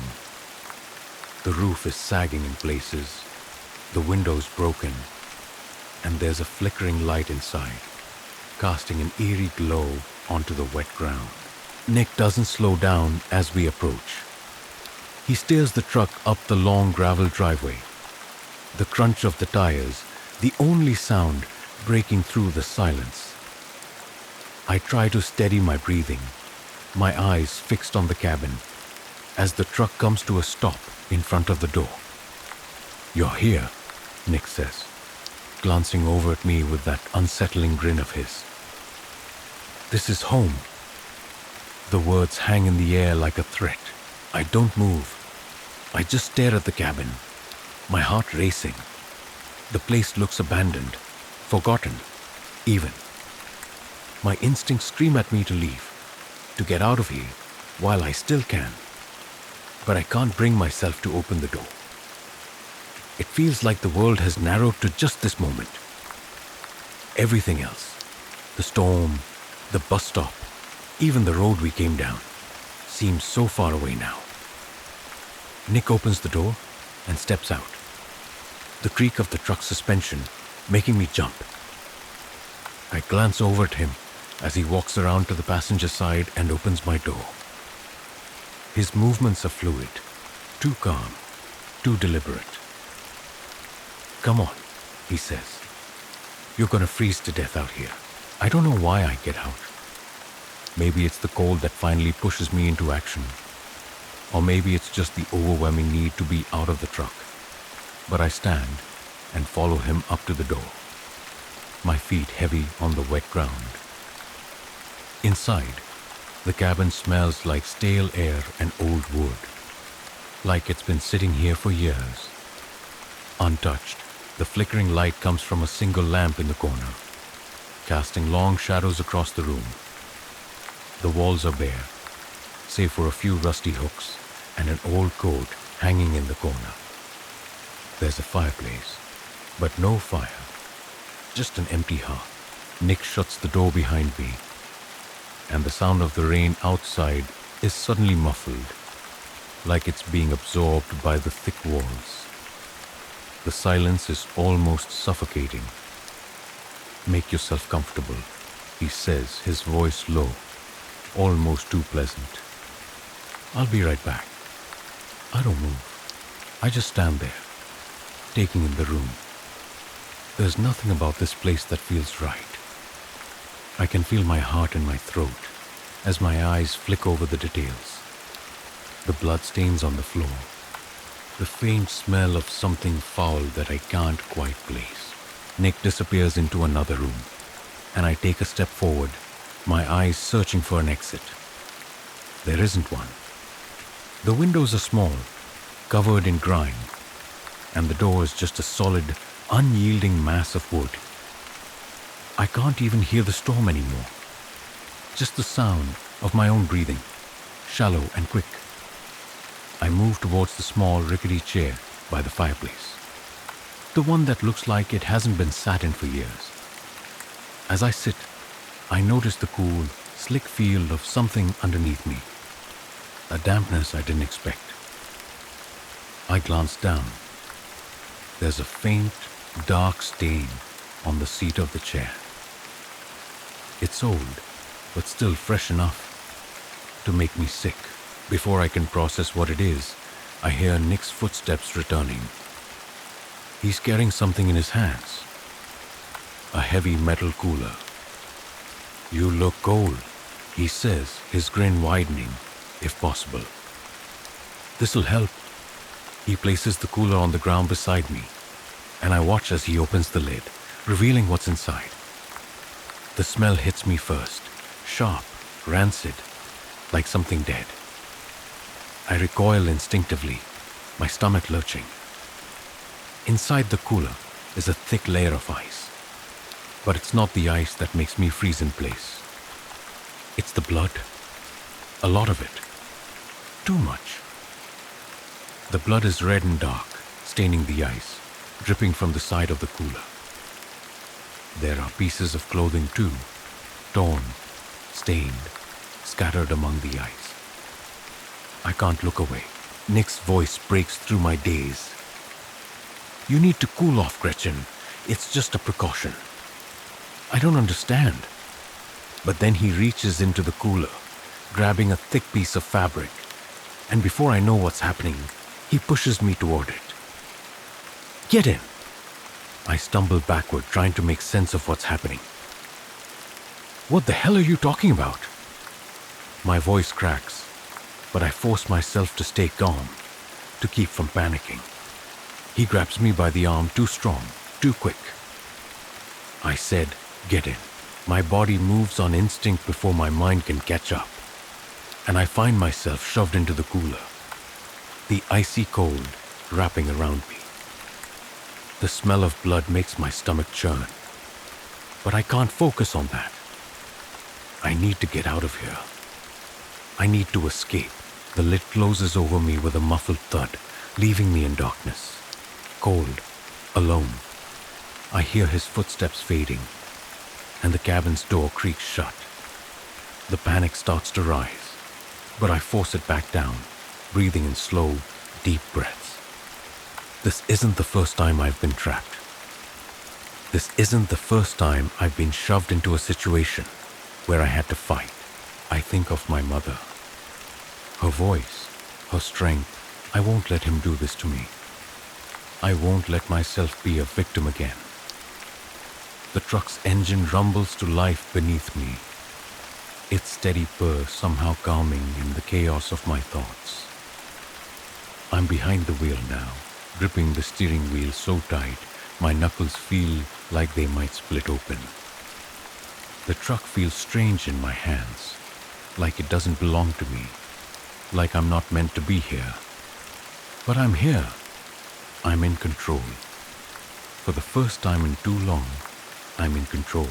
Sam is beside me, sitting as far away as possible, her small frame hunched against the door. She hasn't spoken since we left the cabin, and I can't say I blame her. There's a dark, heavy silence between us. I can feel her eyes on me every few seconds, but when I glance over, she quickly looks away, her face pale, the blood drained from her skin. I understand. I don't blame her for not trusting me. The rain falls harder now, beating against the windshield with a rhythm that feels like a drum, pounding away at my fragile calm. My heart is racing, still high from the adrenaline that hasn't yet worn off. And the only thing I can focus on is getting away from that damn cabin. I don't look back. I can't. The forest blurs as I push the truck faster. the tires screeching against the slick road, but I don't care. Every mile is another step away from the nightmare I just left behind. The further I get, the more my body aches, the more I can feel the tremors creeping into my limbs. I can't stop shaking. "Where are we going?" Sam finally asks, her voice small and uncertain. The question hangs in the air, a reminder that we aren't free yet, that I'm still just a few miles from what could be another nightmare. "I don't know," I say, trying to keep my voice steady. "Anywhere but there." She doesn't respond, and I can feel the weight of her silence pushing against me, adding to the pressure building in my chest.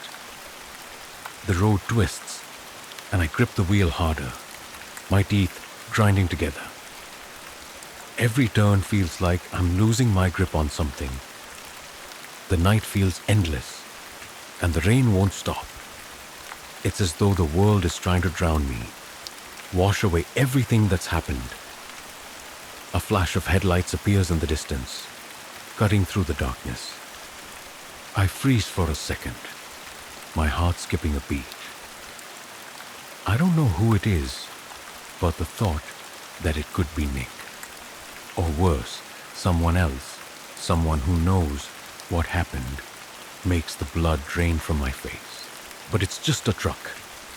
A few 100 yards away, it passes me by without slowing, and I let out a breath I didn't realize I was holding. "Do you think they'll come after us?" Sam asks, her voice barely above a whisper. I don't know. I don't want to think about it, but the question lingers, hovering over us like a threat. I try to push it out of my mind, but it's impossible. There's nowhere to hide from this. The cabin, the cooler, the blood. It's all still there, tangled up inside me, and I can't let go of it. I have to keep moving. I make another turn, following the twisted, unfamiliar path of the road as it winds through trees that seem to bend in on themselves, their limbs reaching out like claws. The headlights of the truck cast eerie shadows across the road, warping the trees into twisted shapes, and I feel the weight of the forest closing in. It's suffocating, like I'm being hunted by something I can't see, but I can feel it breathing down my neck. Do you think he was really her father? Sam's voice trembles, cutting through the silence again.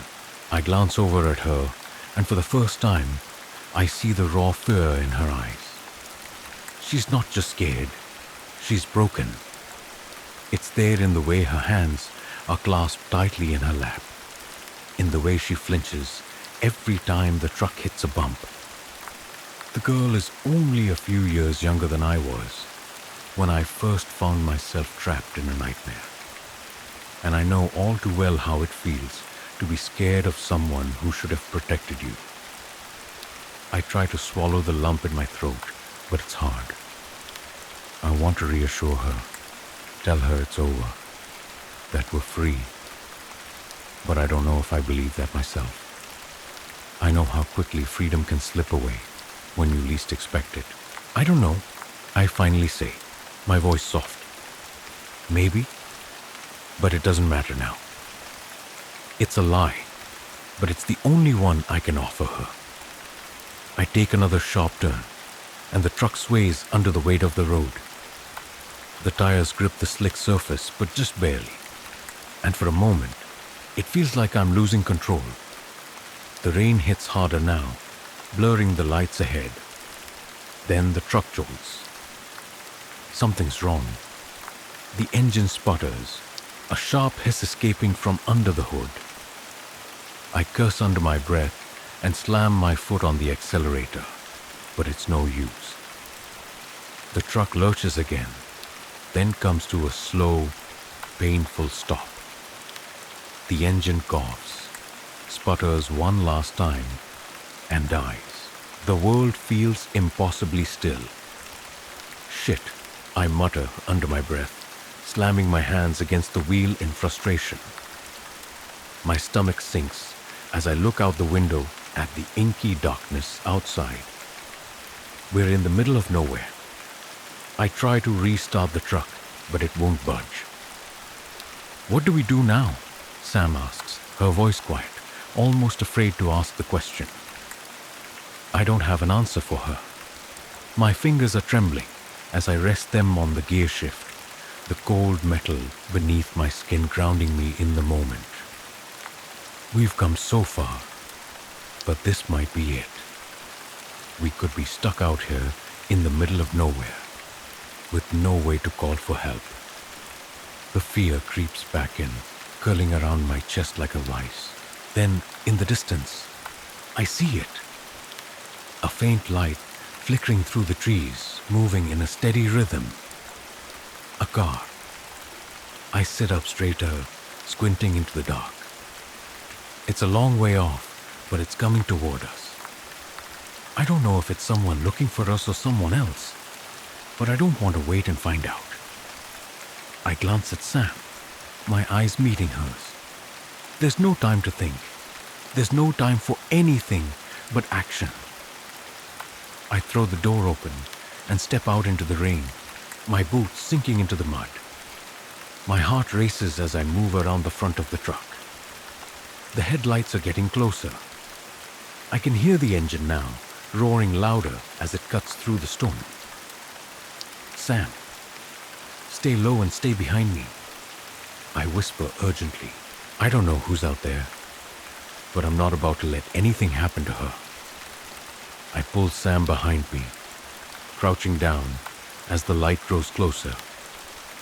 The truck's headlights reflect off the trees, casting long shadows that stretch across the dirt road. I can't think. I just move. The light gets closer, and I hear the tires crunching over the wet gravel, too close. It's too late to run. Then, the truck stops. A figure emerges from the headlights, and I freeze. I recognize him instantly. It's Nick. I don't know how to describe the feeling of seeing Nick standing there in the headlights. It's as if the world has warped, turned upside down, and everything I thought I understood about survival is now a cruel joke. The rain is still coming down in sheets, but in that moment, it feels like the storm is on pause. The whole world holding its breath. His face is unmistakable. The same smug expression. The dark eyes that flicker with some sick, twisted amusement. He's standing there, about 10 feet away, and I can't breathe. I can't move.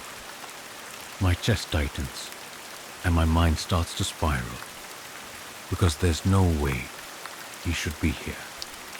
There's no way he should be alive. I hear Sam gasp beside me, her voice barely audible over the pounding rain. "Is he... How is he?" "Stay down," I hiss, my hand clamping over her mouth before she can say another word. Nick doesn't seem to notice us at first.